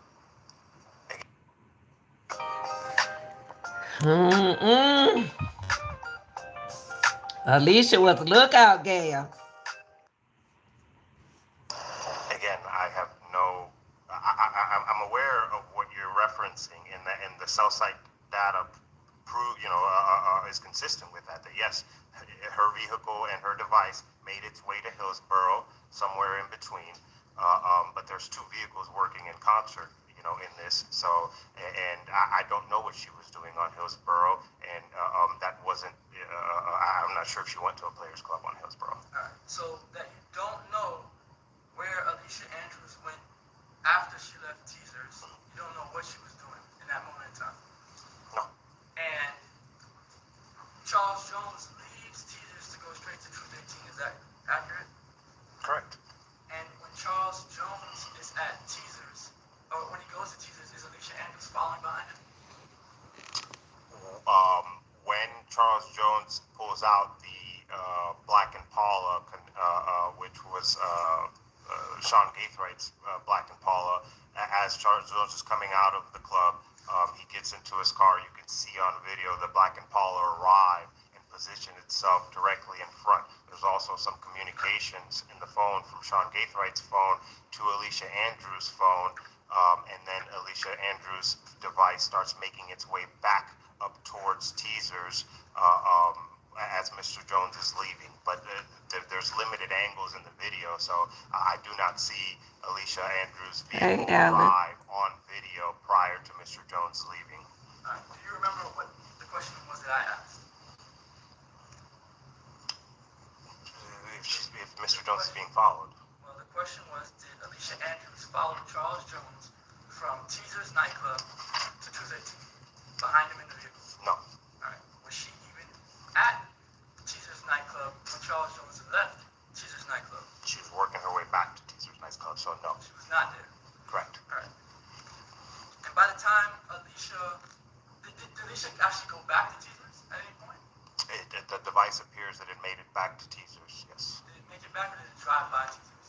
I can't tell that based off of the data from the device. Alright. And the reasons why, I guess, like you testified in the past, that the reasons why Alicia Andrews is involved in this case is for a few things. One is because you're saying she tried to book an Airbnb. That's Correct. the first reason. Correct. Alright, and is that the first indication that Alicia Andrews had anything to do with this murder plot? Yes, I believe that message was sent Friday, the 21st, so it would have been the first act implicating her in the plot to murder Mr. Jones, yes. Alright. And Alicia Andrews, from your investigation, she sends a message to someone on Instagram asking them for information about an Airbnb. In Tampa, correct. Alright. And at that point in time, you don't know if Alicia had any knowledge about any murder plot. No. Alright. There was no message that showed Alicia Andrews saying, hey, we're going to Tampa looking at Airbnb. I've never testified to such. Yeah, no, there's No? not. Okay. Yeah, Alright. And you don't have any evidence that she knew of any murder plot when she tried to book this Airbnb or when she inquired about the Airbnb, right? of course not. Okay. When you say of course not, what do you mean by that? Well, what I mean is the message is sent on the 21st. Mr. Jones doesn't get killed till the 23rd. I have no way of proving at that time what is in her head. I know now, after Mr. Jones was killed, that the purpose of the Airbnb was to house a group of individuals that came from Jacksonville whose primary mission was to kill Mr. Jones. But I can't know on the 21st that she knew that was going to happen. Gotcha. When Alicia Andrews left Jacksonville to go to Tampa, do you have any evidence that says she knew that she was traveling or that the group was traveling down to Tampa to kill anyone? No. Alright. When they got to Tampa, do you have any evidence that shows that Alicia Andrews knew that these other individuals were going to kill Charles Jones? The first indication that there's some possible consciousness of guilt is in the arrival at the Airbnb. There's a Ring camera that covers the front door that captures any movement near the front door, and I stated this in my report. You know, it is our belief, based off of analyzing that footage and speaking to the owner, that there was no way that the four gentlemen who came with her would have been able to get into the Airbnb unit without activating that camera through the front door. The only person seen going into the Airbnb on the arrival is Alicia Andrews. What? And, therefore, it is our belief, based off of and analyzing that there's two ways in, a back door that would have been locked. We believe Alicia Andrews went into the Airbnb and unlocked the back door to allow the four gentlemen to come in through the back, which, you know, I would argue is you know. But y'all gotta prove that now. If she knows that these four men need to conceal themselves from this camera. Alright, so whether the back door was locked or unlocked, that's pure speculation. Yes, objection, Your Honor, we're going into an area that definitely was covered. Ready to start? Yeah, they got to prove that though. Did she open that door? They got to. Chava is the world's healthiest. How they know she opened that door? Definitely was covered during the pre-trial. I agree. Sustained. So this is what happens. I'm asking a question. Detective Ramos is going on a very long tangent from the questions I asked. And he's bringing up a lot of things that are... Well, then why don't you cut him off? Like, if he's going on a tangent, then cut him off and say that, thank you, you've answered my question, let's move along. Because this was all testified to. All of this was testified to at Right. the original pretrial detention hearing. These are not new facts. These are all known facts. So, I mean, they're alleged facts. And I understand they're alleged facts, but they're all known alleged facts. This is nothing new. This is nothing So new. if I get an opportunity to cross him, you would find new information. And if the court wants me to cut him off while he's answering questions, and if I have that leeway, then I'll take it. So... What you can't do is if he answers the question, Right. he goes off on a narrative, you then can't bootstrap that and come back and say, well, now, Judge, I get to get into everything that happened before because Detective Ramos just kept answering. So, Detective Ramos, please just try and answer the question asked, okay? And I think that will Yes, Your help Honor. everybody. So you're saying the first indication, I guess, that Alicia Andrews has any consciousness of guilt is when she opens the Airbnb door in Tampa. Hi, Nicole. Alright. And have a video of her opening this Airbnb door. Entering through the Airbnb door. Entering. Through the front door. Right. And in this video, when Alicia Andrews approaches the front door, you see someone let her in from the inside, correct? No. You don't. How did she open the door?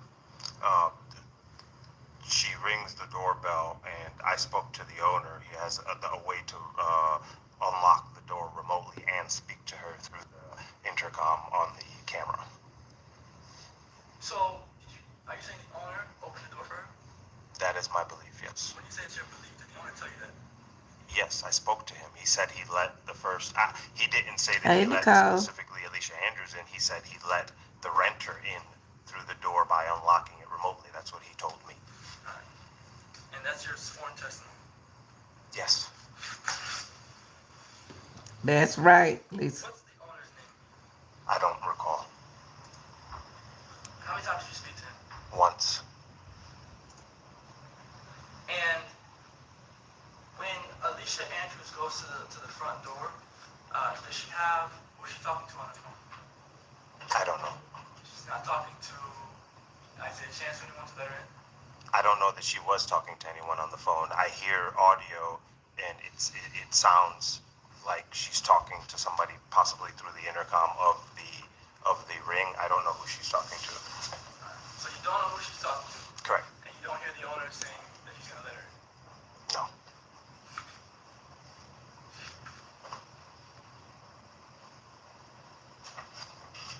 in? No. Mm. A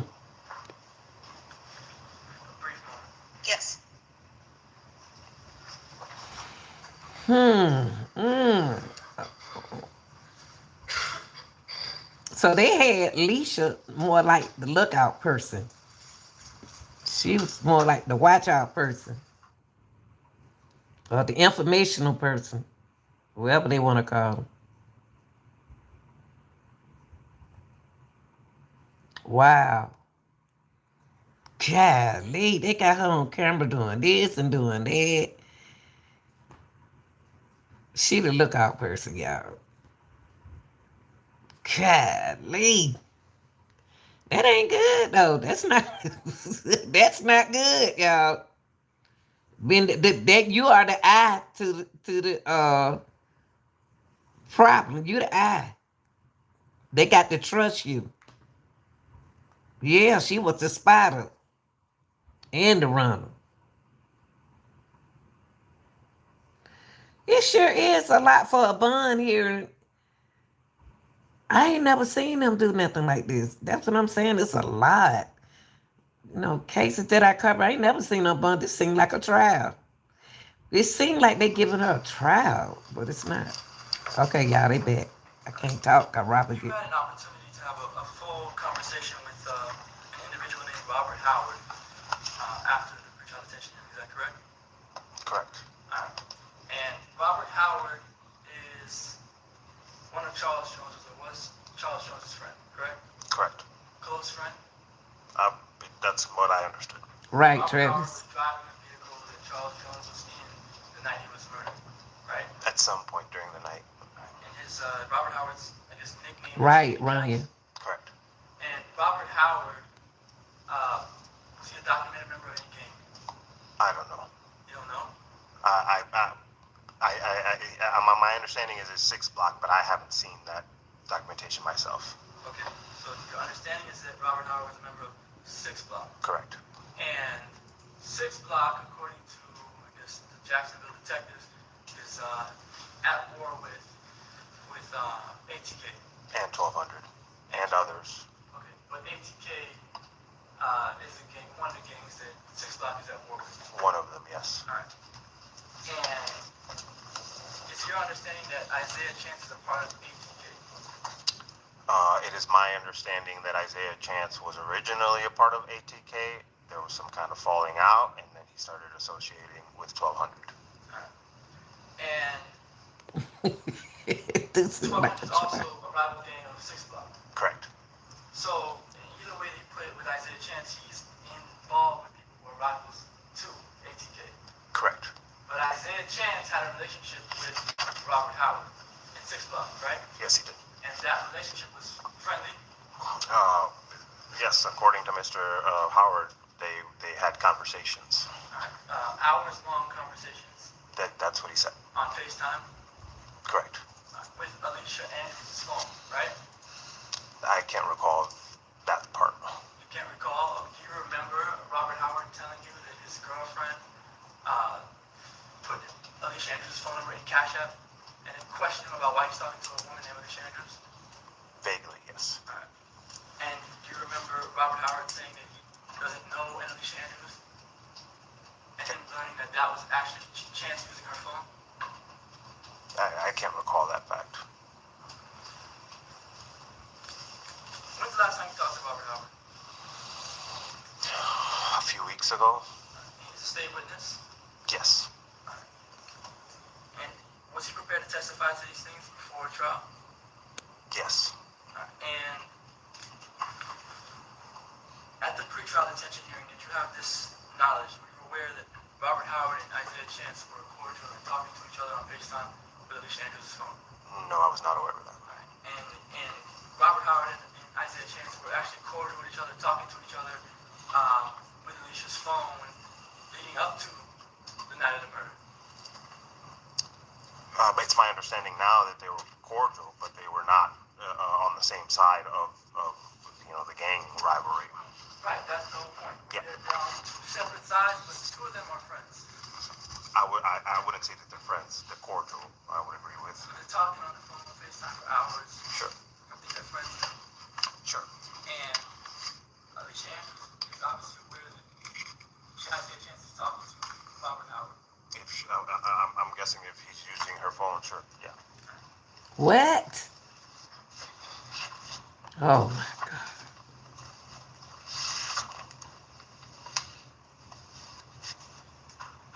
Right, they're not educated. Robert Howard have any evidence that Alicia Andrews knew that Julio Charles was going to die on June 23rd, No. 2024? Does Robert Howard have any evidence that Alicia Andrews was involved in the planning of murder of Charles Jones? No. And does So she wasn't involved in the plan, but they told her what to do. Robert Howard have any evidence, get any evidence from him as to whether Alicia Andrews even knew that Charles Jones was going to die on June 23rd? No.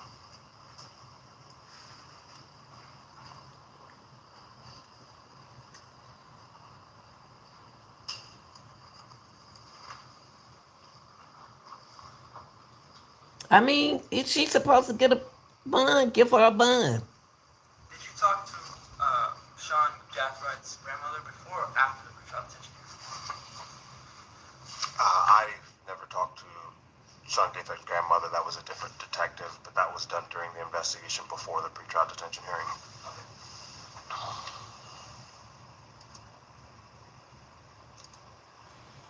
Since the pretrial detention hearing, you've had an opportunity to run ballistics in this case? Correct. Alright. And you had an opportunity to collect and analyze guns, ammunition, casings, all of those sorts of things, correct? Correct. Objection, Your Honor, because we're now clearly going into facts that did not exist at the time of the original pretrial detention hearing. I thought that was everything the court wanted me to get into. Were things Well, that go ahead. Overruled. Alright, you had an opportunity since the pretrial detention hearing to analyze different pieces of physical evidence. Alright, that includes guns, ammunition, casings, and of that sort, right? Correct. Things that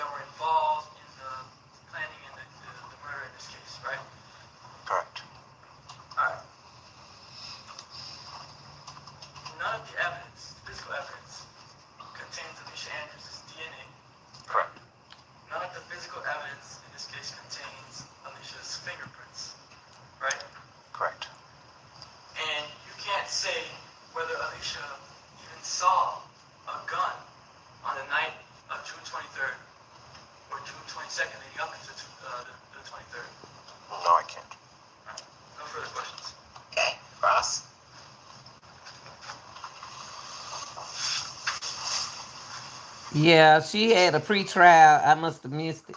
Well, I seen the other.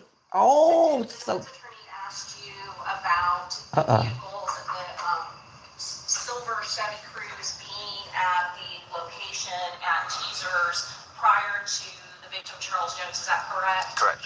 And you testified that there was communication between Alicia Andrews' phone as well as a phone that was in the black Chevy Impala, Sean Gaffrey's phone. Is that correct? Correct. Was the, based on that phone, same phone evidence, now we're talking of Sean Gaffright, where there are indications that the black Chevy Impala had been, earlier, before the victim had arrived, Charles Jones, to either Teasers or to Truth 18. Yes, approximately at 10 p.m., Sean Gaithwright's device can be seen going by teasers. And how many times or how long the street in front of Teasers was that black Chevy Impala and Sean Gathright seen earlier, 10 o'clock, before the victim even went to that appearance in front of that club? It loitered in the area for approximately 30 minutes to an hour and drove by teasers multiple She times. did, And Travis. these were known locations where Jones was going to be, is that correct? Correct. And then going back to the silver Chevy Cruze that the defendant was in, the only time where she actually got out of the vehicle is after the victim Charles Jones and his entourage had arrived. Is that correct? That is correct. Okay. I have nothing further, Judge. Okay, redirect.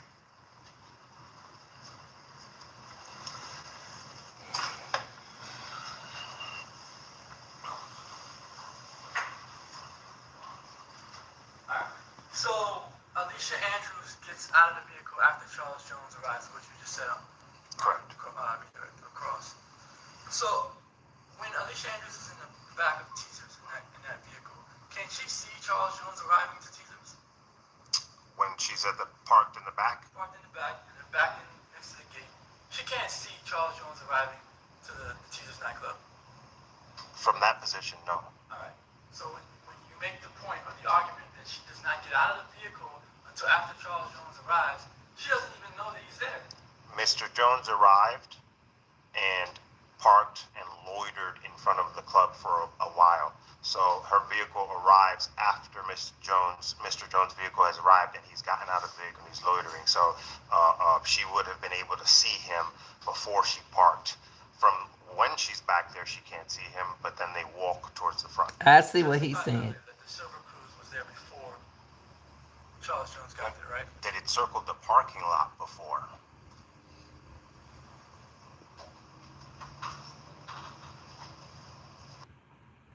I hear what he's saying, the detective saying. She saw him when he At parked. EPCON, the community and They communicating.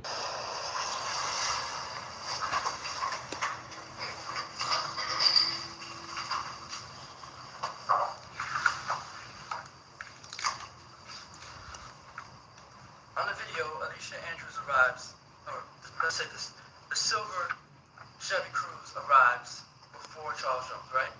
Okay, I don't want to go on a tangent, but I want to make it very clear, okay? I'm gonna tell The silver Cruze. no, there's Sure. different times that she arrived. The Chevy Cruze Yes, arrives. different correct? times. The There's first a first time- time and a second time. Correct, yes. So again, we're repeating yourself, but again, walk Right. us through what occurred the first and second time. Alright, so Go ahead, Detective Ramos. Just tell us. I think you answered the first question. No, actually, he didn't, because I feel like the record's getting a little bit muddied between the first and the second time the Chevy Cruze arrived. So I think it would be helpful if Detective Ramos just walked it through one more time regarding the Chevy Cruze at Teasers. Go ahead. Yes, Your Honor. So the silver Cruze is seen on camera arriving into the parking lot. It is not seen parking a first appearance before Mr. Jones arrives. The silver goes off camera, then Mr. Jones arrives, then the silver Cruze is seen coming back on camera a second time, and that's when the silver Cruze parks and Alicia Andrews gets out. Alright, so I want to go back to the first time the silver Cruze is on the camera. You see in the camera footage that there's absolutely nowhere to park at Teasers when the first time that the car comes in. I can't recall if there was any open parking spots. I'd have to review the video. Right. You see, let me ask you.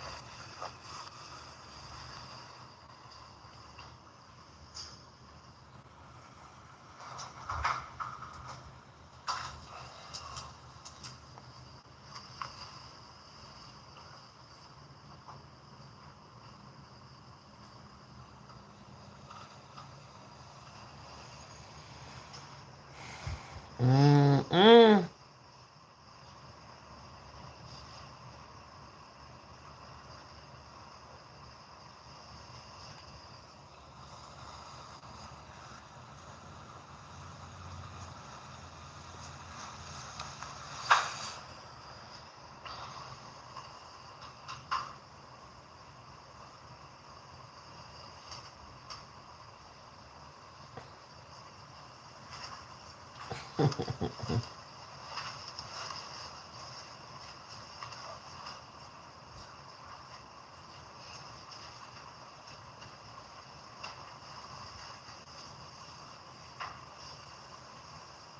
Mm, mm-mm.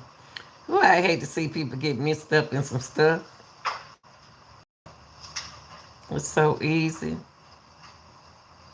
She's a pretty little girl. Got messed up. Mm, mm, mm.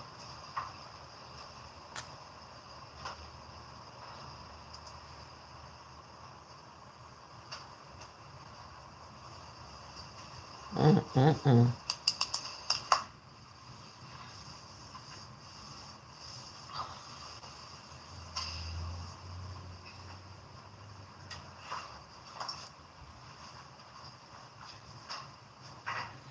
It's supposed to be a bond hearing. To let us know what our bond gonna be. I never, this is new. I'm gonna look this up when I get off of here. I need to look something up because I never. This is new to me. Yeah, she is beautiful, but I hate that happened to her. I hate she got it messed up in with a knucklehead.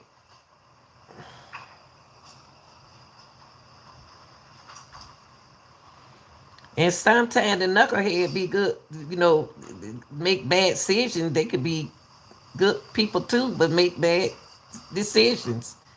And so that comes with her choices that she made, choice of men, and consequences that she has to face.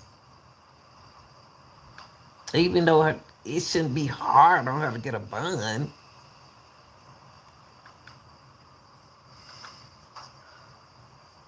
It shouldn't be hard on her to get a bond. I'm gonna put this video here. And for the record, what are you showing the witness? I'm showing the witness a video of the camera angle that points to the back of Jesus. The screen's locked.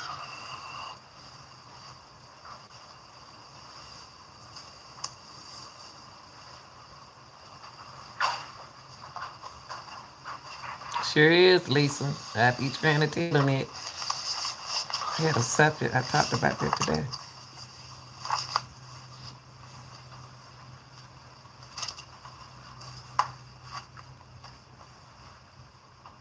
And she got them kids. She should have a value. She need a job. She should have a job. Daycare.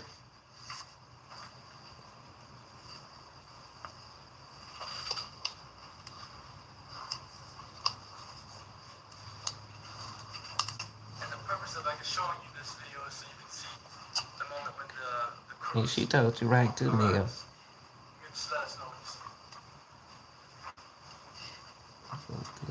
It is crazy. She should still have one. She is a flight risk. But her daddy don't act like she a flight risk, but It just came on the video. Pause.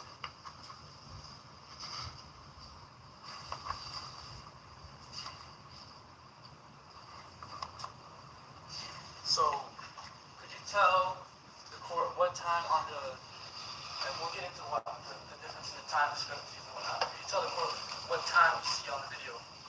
The timestamp is 2:10:28, and the video is approximately 7 minutes and 23 seconds slow, so the correct time would have been closer to 2:18.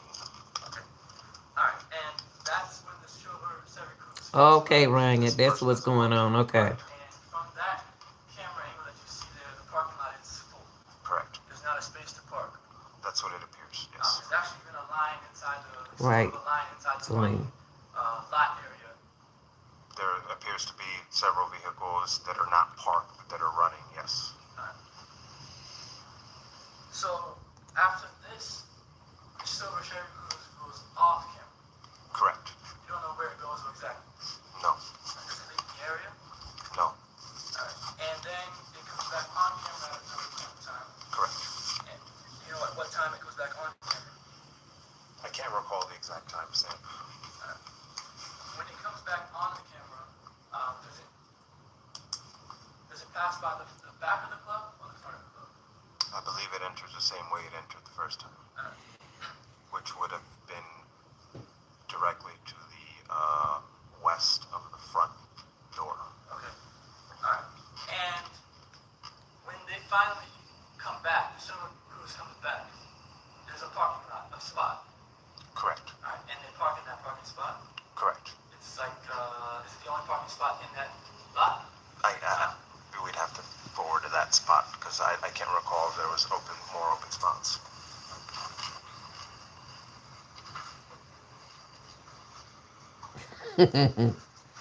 The prosecutor don't want to give her nothing though.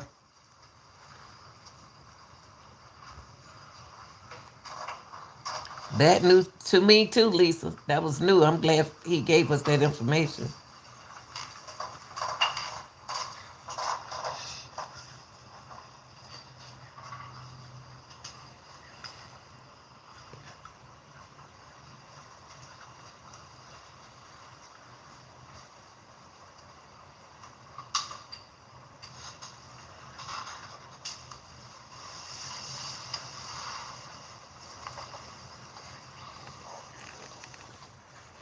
So that's right, Selena, Ryan. So they trying to determine that. That's what we doing now. That's what they doing. I don't know, girl, cause you was a lookout person. I don't know about you now. I hate that you. Oh my God.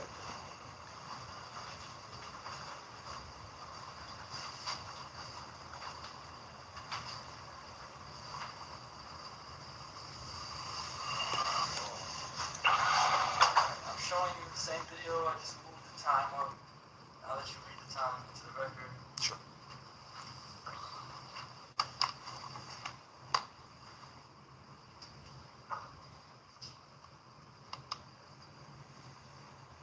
Alright, what time do you see on the video now? Timestamp's 2:17:01, so the correct time would have been approximately 2:24:30. Do you see the silver Chevy Cruze pulling back into Caesars? Correct. When it pulls back in, how many parking spots are available in the parking lot? In the general area where it's at, 2, it appears, Where are those Okay. parking spots at? along the back fence line on the north side of the parking lot. So there's no parking spots up front. There's no parking spots anywhere else in the vision of this view, like in the view of this camera. So the only spots you see are towards the back. Correct. And they go to the back and they park. They back in, yes. Alright. And then once they park, they get out of the vehicle. Yes. Now, the reason why they got out of the vehicle, I guess you were suggesting earlier that it was only because Foolio Charles Jones had arrived at the location. Is that the suggestion you were making? Yes. Could they have gotten out of the vehicle when they first arrived and there was nowhere to park? If in that specific view, or The first time the cruise arrives and there's nowhere to park, would it be your expectation for them to get out of the vehicle at that point in time? they actually waited a little bit before they got out, so they didn't get immediate out. It wasn't like immediately park and get out. They That's a different question. Yeah. So the question I'm asking is, the first time that the cruise arrives and there's nowhere to park, Sure. do you expect them at that time to get out of the vehicle I'd be speculating. I don't. There's no reason for somebody to get out of the vehicle if the parking lot is full and there's nowhere to park. Okay. I see what you're saying. You're saying the first time, since there was nowhere to park, could they have possibly gotten out while the vehicle was in motion? No. Yes, I agree. So when they find a parking spot, it's then that they get out of the vehicle. According to the video of the camera, yes. All right. I don't have any other questions. Okay, very good. So may this witness be excused? Yes. Okay, thank you, Detective. You are free to go. Any additional witnesses, Mr. McClyman?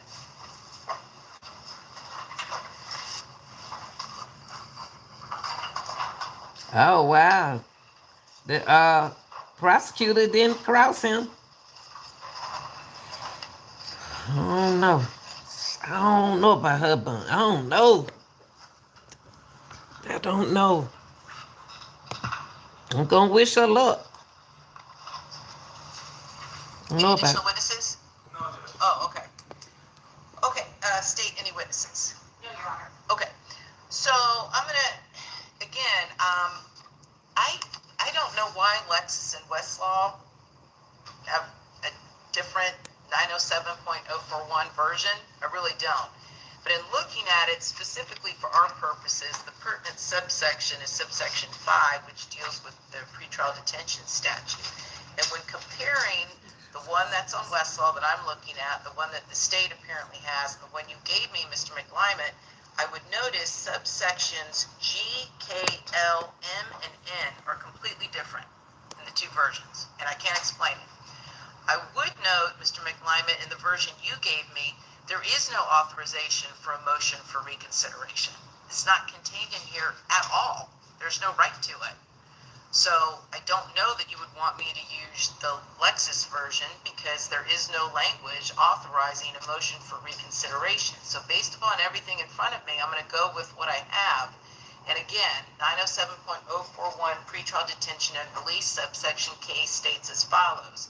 A party may motion for a pretrial detention order to be reconsidered at any time before a defendant's trial if the judge finds that information exists that was not known to the party moving for reconsideration at the time of the pretrial detention hearing, and that such information has a material bearing on determining whether there are conditions of release or bail that will reasonably assure the appearance of the defendant as required and the safety of any other person and the community from harm. And this is what Judge Sabella had to say at the pretrial detention hearing, the initial one. He didn't specifically reference 907.041, but he did articulate the language, particularly from, I think it's subsection 5D, and he stated as follows. This is a circumstantial case, but I believe that there is strong circumstantial evidence, at least under a principal theory and perhaps a conspiracy theory. I am finding that there is a substantial probability that all three defendants, and Ms. Andrews was one of the defendants at that pretrial detention hearing, that all three defendants committed the dangerous crimes that they are charged with. I find that the factual circumstances of these crimes indicate a disregard for the Tampa community. I further find that there are no conditions of release available that are sufficient to protect the community from further risk of physical harm. So I will grant the state's motion for pretrial detention as to each of the three defendants. So, Mr. McClyman, let's start with you. First of all, what is the information existing that was not known to the moving party? Can you please just hear me out? I don't know, all work management platforms are the same. Monday.com is the one you'll actually love to use. Did you see the dashboard? And how does it have a material bearing on the determination that was made by Judge Sabella? So at the pretrial detention hearing, the judge asked me two questions. First is that whether there's substantial probability that Alicia Andrews was committed the offense. And then the second is whether there's a long list of other items in the statute that if one of these other items applies, then the pretrial detention statute applies, and the court may hold, or at least the statute says that the court shall hold an individual in detention. So that second part that Judge Sabella mentioned is that there were no conditions that would keep him safe from what 5D says. That's the pretrial detention. That's what gave him the authorization to initially hold Miss Andrews in pretrial detention without bond. I'm asking you under subsection K to please identify for the record what are the facts or information that was not known to the moving party at the time of the pretrial detention hearing, and how does that information have a material bearing on determining whether there are conditions of release or bail that will reasonably assure the appearance of the defendant as required? Tell me what the new or what the unknown facts were at the time of the pretrial detention hearing. Right, so there's several things that Judge Sabella did not consider during that hearing. One would be No, listen. I'm not revisiting the legality of Judge Sabella's order. I'm not an appellate judge. I'm asking you what was not known at the time of the hearing. Not that he overlooked it. If it's already in the record, I'm assuming he heard it and it factored in his decision. I'm asking you what was not known at the time of the hearing. I'm trying to answer the question. Okay. Third time, I'm trying to answer the question. Okay. He did not know what things that were presented to him, the parties didn't know. One, the parents testified here today. That didn't happen at the hearing. The information that they provided today was not privy to the court previously. In addition to that, the testimony about Robert Howard, and I'm going to go over why this is relevant, and of course you consider it, but I want to just list out the things that are good first and then go back over it. The testimony about Robert Howard that was elicited today was testimony that the officer did not know at the time, the detective, the court did not know, right? And I don't know the statement at the time either. In addition to that, there's the domestic violence information, which goes to the state of mind and whether Alicia Andrews had the motive to sit around and support her boyfriend's mission to go and kill an individual. So those three things, in addition to, those three things are new. I guess new information that the court didn't consider at that hearing. Not that he overlooked it, he just didn't. Right, Ryan. And the other thing I forgot to mention is the fourth thing, which is that since the pretrial detention hearing, there's been an opportunity for the state and the Tampa Police Department to go over, analyze, and look at all the ballistics in this case, and determine whether Alicia Andrews even had any of the guns in her possession at any point in time, whether she saw any guns, whether there were DNA or prints were on any of these guns. And so these four main, points I want to harp on for the pretrial detention issue. But the Arthur hearing, separate and aside, I'll make some arguments about that later. Right, please. I think it's relevant to the court, and I think it's pertinent here for the court to consider these four different things, because they all weigh in favor of Alicia Andrews. And why do they weigh in favor of Alicia Andrews? Because they all show that she had no motive, that she had no knowledge of what was going on, and that she was a person that was just really tagging along. And again, Robert Howard, I'll start from Robert Howard. He is a member, according to the state, of 6 Block, this rival gang. Alicia only knows that Robert Howard is talking to her boyfriend, who's supposed to be in a rival gang, to her phone on FaceTime, several times for hours on end. So the state paints a picture. The theory of prosecution is that, hey, why would Alicia Andrews drive from Jacksonville to Tampa if she knew that her boyfriend was at odds with 6 Block and with the members of 6 Block? Why would she do that? Alicia Andrews did not know that her boyfriend was at odds with 6 Block. I mean, from the evidence, it appears that her boyfriend and members of 6 Block were friends. That her boyfriend was using her phone to FaceTime Charles Jones' best friend at the time of his murder, leading up to his murder, and in recent months before that. So from Alicia Andrews' standpoint, she has no idea that the Murphy brothers are even coming to Tampa. She has no idea that the Murphy brothers have their own issue with Charles Jones. She's coming down from Jacksonville to Tampa with this understanding that there is no problem between her boyfriend and 6 Block or Charles Jones or Robert Howard, his best friend. In addition to that, the whole idea behind the state's case is that Alicia Andrews is, her and Chance, they're together, they're thick and thin. She doesn't have any actual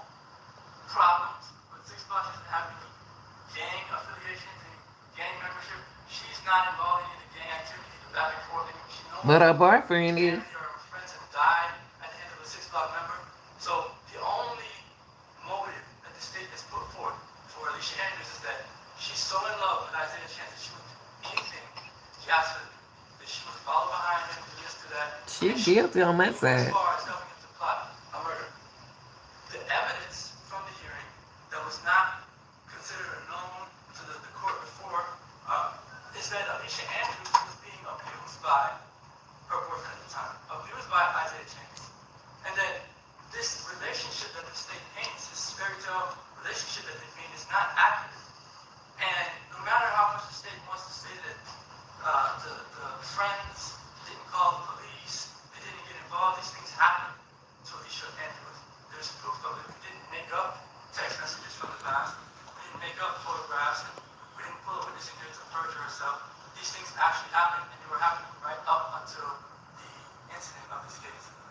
In addition to that, her parents testified to that domestic violence. They testified that they learned of it just shortly before this incident happened.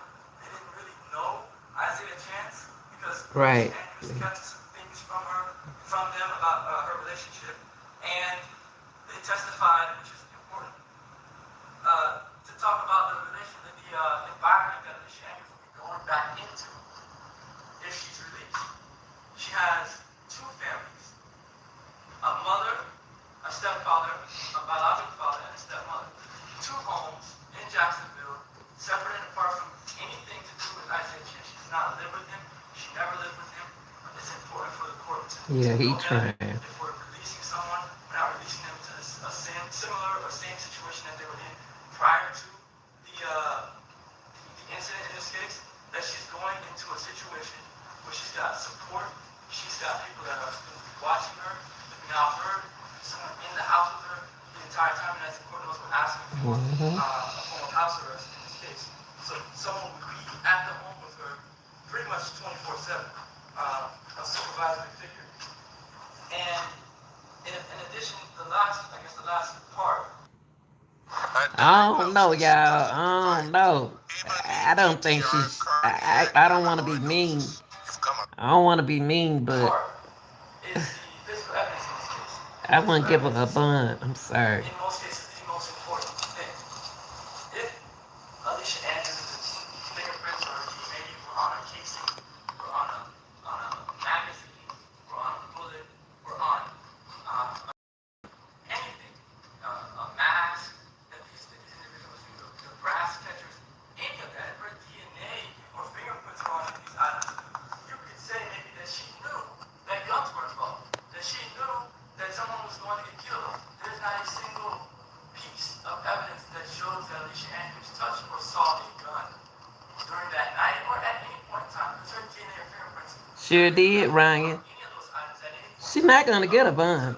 I'm tell you. And there is nothing I wouldn't give her a bun. DNA I don't want to be mean, but so I ain't trying to be those are the funny. things But that I guess the court is allowing you to argue. she had a lot of support. Again, the defense is All that support, and you got yourself in trouble. as well.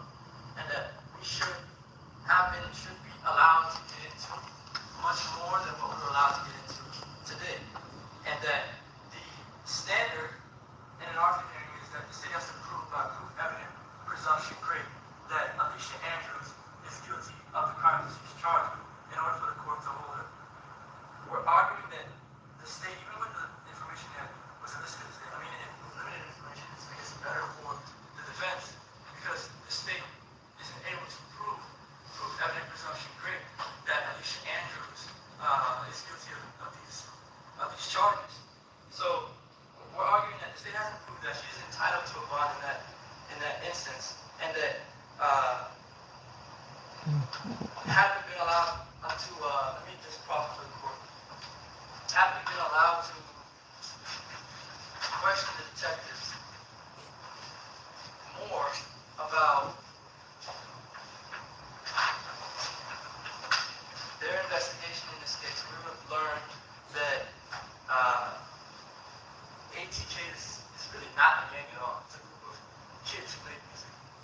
That there are state witnesses who testified on behalf on behalf of the state to testify to say that ATK is not a gang. The state witnesses that have turned into informants for the state testified that ATK is not a gang. Several of them. Detective Nita testified that he has never even had. He's the gang detective for JSO. He's never even had an informant talking to him about ATK. Everything he knows, most of what he knows comes from off of YouTube videos. The state has turned over in discovery evidence of charts, organizational charts for these different gangs, ATK in particular. And in these charts, you see a hierarchy, you see a level of some sort of these different members and their names and their associations with these gangs. The chart that the state turned over, the state used in the first pre-trial detention hearing, is a chart that is taken from off of a YouTube video. And Detective Nieder uses these videos to come up with his conclusions. And we would have learned through Detective Nieder that Alicia Andrews is not like any of these other people who are involved in ATK for the simple fact that when other people in ATK have criminal cases, their fees, their legal fees are paid. Alicia Andrews doesn't have any connection to these individuals. She doesn't know them. The only one she knows is affiliated with ATK at all is her previous boyfriend, Isaiah Chance. And he's in jail. And he's not, I don't think he's getting out right now. Right? That's another big issue in this case, is that any influence that Alicia Andrews had from her previous boyfriend is gone. The fact that he's in jail. She would be out. She would be at home. I know. I wish he'd hurry up. Good Jesus. And she would have an opportunity to prepare for her trial that is coming up and not be in jail preparing for the trial. Because it's very difficult to prepare for a trial while someone is in jail. To talk to the person, to communicate with them, to show them videos. Elizabeth, don't give away the case. Please don't give away the case. So I'm asking the court to take No, Lisa, don't let her tell you. I mentioned that are different now from the first pre-trial detention hearing, things that the court has an opportunity to hear and weigh now that the court did not have an opportunity to hear and weigh at the original pre-trial detention hearing, and reverse the pre-trial detention order in this case. But I'm also asking the court on a separate procedural vehicle to issue an order that states not proof evident presumption rate the burden that they have in this case that Alicia Andrews is guilty of the crime that she's charged with. Okay, Sturdy, response? Yes, Your Honor, I'll be brief. All of the facts that defense has gone over with, they do not have material bearing to the decisions that were made by Judge Sabella. I do want to speak briefly about the ballistics evidence, the fact that she is not in a gang. Those have been facts that have been known all along. We never expected to see her on any shell casings holding a gun. We have never alleged that she was ever the shooter in this case. It is clear based on video evidence, which is evidence of the crime itself, which there is a significant amount of video evidence because where this crime took place were at public venues, at 2 clubs, and that in a hotel, all of which had video surveillance. So that the evidence here is actually what happened in this case. And she is seen on all of it. And she admits to being at all of those 3 locations in her interview with law enforcement. And it is very clear by the timing and the different camera angles exactly what the circumstantial evidence and nature of this case is. It has always been a circumstantial case, but it is phone evidence of the coordinating, tracking of Charles Jones in Tampa by 2 vehicles, and the tracker vehicle, which always comes before the black Chevy Impala that housed 3 gunmen that were heavily armed, very sophisticated crime brought here from Jacksonville to Tampa, and the tracking of these vehicles. Elizabeth, she took somebody's life. That lead from Jacksonville to Tampa, starting the day before. before. She didn't, but she was involved. She didn't take it, Both the but Chevy Cruze and the Black Impala both show up similarly through this route. So you have two vehicles traveling together. So it has always been the state's position, even at the pretrial detention very early on in this case, that she was never the shooter. Are you tired of uncomfortable no, she don't need it. To me, if it was up to me, I wouldn't give her a bug.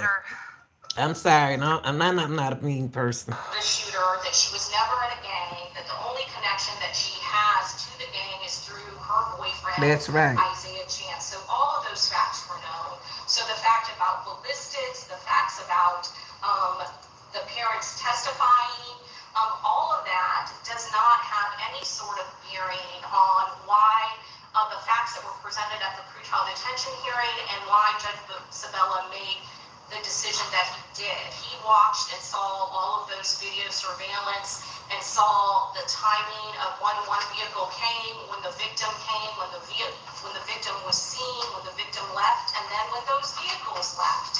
And he saw the coordination at each of those locations, as well as the cell phone information, which is her cell phone, by the way.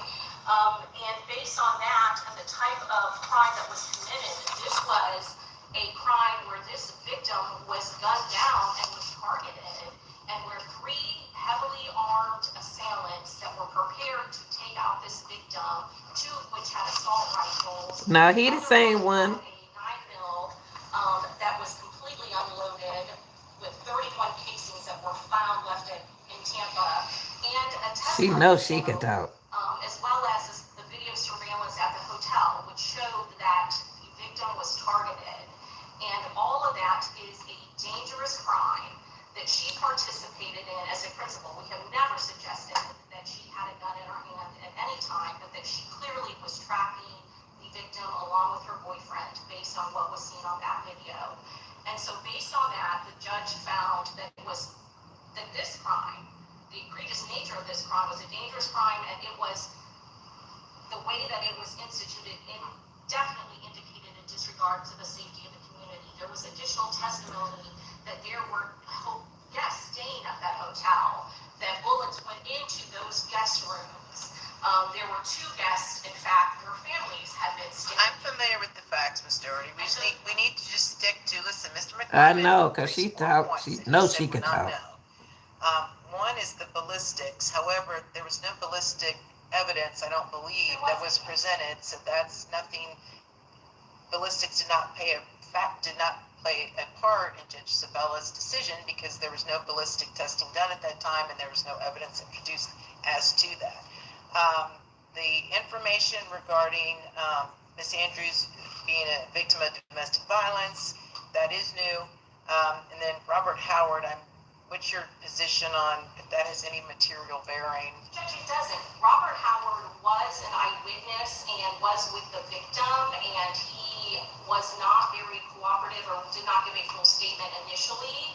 We have since taken a sworn statement, and yes, he has tried to say that 6 Block or ATK, they're not gangs, but he is a member, and he's actually in federal custody for a manslaughter, not in federal custody, but he has previously been sentenced to a manslaughter for another death as a result of this gang war. So whenever you ask one of these members if ATK is a gang or 6 Block is a gang, they will say no, that it is not a gang, that that is not what determines what a gang is in Florida or how it is documented per statute.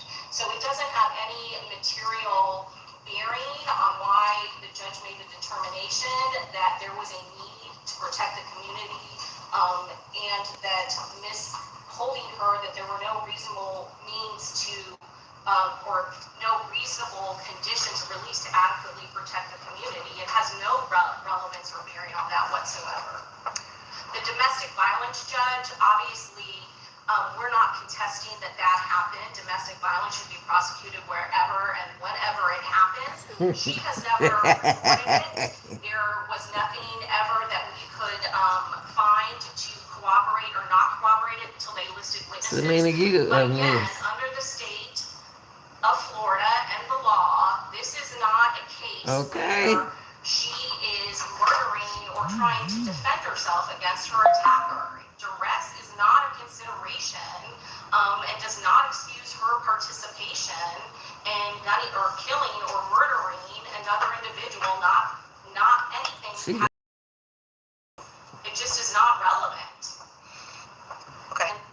Is there any other fact? No, that's fine. So, okay, so based upon the testimony and the governing statute as I interpret it, first of all, with regards to the parents, I know they testified that they could basically monitor and provide a home for Miss Andrews, but the situation remains, she has no ties to Tampa. And that was articulated at the pretrial detention hearing, and that remains a fact today. Have someplace she can live in Jacksonville, but she doesn't have a place here in Tampa. With regards to, so their contention that they could monitor her around the clock in Jacksonville does not have material bearing to me as far as Judge Sabella's original decision. The testimony of Robert Howard and the lack of ballistics or fingerprint or DNA, as well as the domestic violence information, again, I find those do not have a material bearing, and therefore I'm going to deny the defendant's motion for reconsideration for release pursuant to 907.041, the pretrial detention statute. Now, if you would like to make your Arthur argument, please do. Well, on the pretrial detention issue, so you mentioned that the fact that Alicia has family in Jacksonville does not, I guess, quell the court's concerns about Judge Sabella's order from the pretrial detention hearing. Well, it's just, it's a one of a number of factors that don't. It's You mentioned it, so I want to just... That's fine. Go ahead. Judge Sabella, in his order, did not say that he made any factual findings that Ms. Andrews was a flight risk. What his order says is that I find that the factual circumstances of these crimes indicate disregard for the Tampa community. So if she's at home in Jacksonville, then his factual findings of her being in Jacksonville would be fine. And then he further says, I further find that there are no conditions of release available that are sufficient to protect the community from risk of physical harm, not to prevent her from, or to keep her from coming back to court. And there's a distinction there, a clear distinction, because he could have made a factual finding that he says, or that he believes that there's no condition that could have her come back to court. And he didn't make that finding. And so when I discuss, or when we bring up the evidence about the parents being in Jacksonville, that doesn't negate anything that, or it doesn't harm Alicia Andrews in relation to what Judge Sabella issued during the ruling he issued during his pretrial detention. Again, I find it does not have a material bearing on Judge Sabella's initial ruling. So do you want to make your argument for the record with regards to the Arthur factors? Well, I made the argument with the Arthur factors, Judge. Okay, so you rely upon the record for that. Okay, very good. Okay, so we are concluded, and Ms. Andrews will remain held in custody pursuant to the pretrial detention statute. And is there any reason we need to get together before jury selection you all can think of? I might file a motion for that to be more specific. She didn't get it, y'all. Okay. Whatever you do, please just do it sooner as opposed to later. So if you need to get back before me, it's fine. I'm heading into a death penalty case starting September 24th, so my calendar is going to get very tight quickly. So if we... Judge, I've had that ready, so that's something that I... She didn't get it. I knew she wasn't gonna get no bun. But I certainly... They don't even live in Temple. Okay, very good. Okay, we're concluded. Thank you. Court adjourned. Yeah. They didn't. I knew she wasn't gonna get a bun. I knew that. I knew that. Didn't y'all know that? Yeah. Because they don't even. They don't. This a murder. This. Wow. I can't believe this. All right, then y'all. You know what? I should appreciate y'all because I would have been sleep snoring. But I appreciate y'all, and I love this group right here. I don't know where y'all came from, but I love y'all. I love y'all. I really enjoy working with people who got some sense. But I appreciate y'all, and thanks for watching, y'all. And make sure y'all please hit the like button, please. All right. And I want to see y'all again tomorrow. I find something else. Hopefully, I'm going to find something. If it don't be a police chase, it's going to be something, okay? Love y'all. I'm out.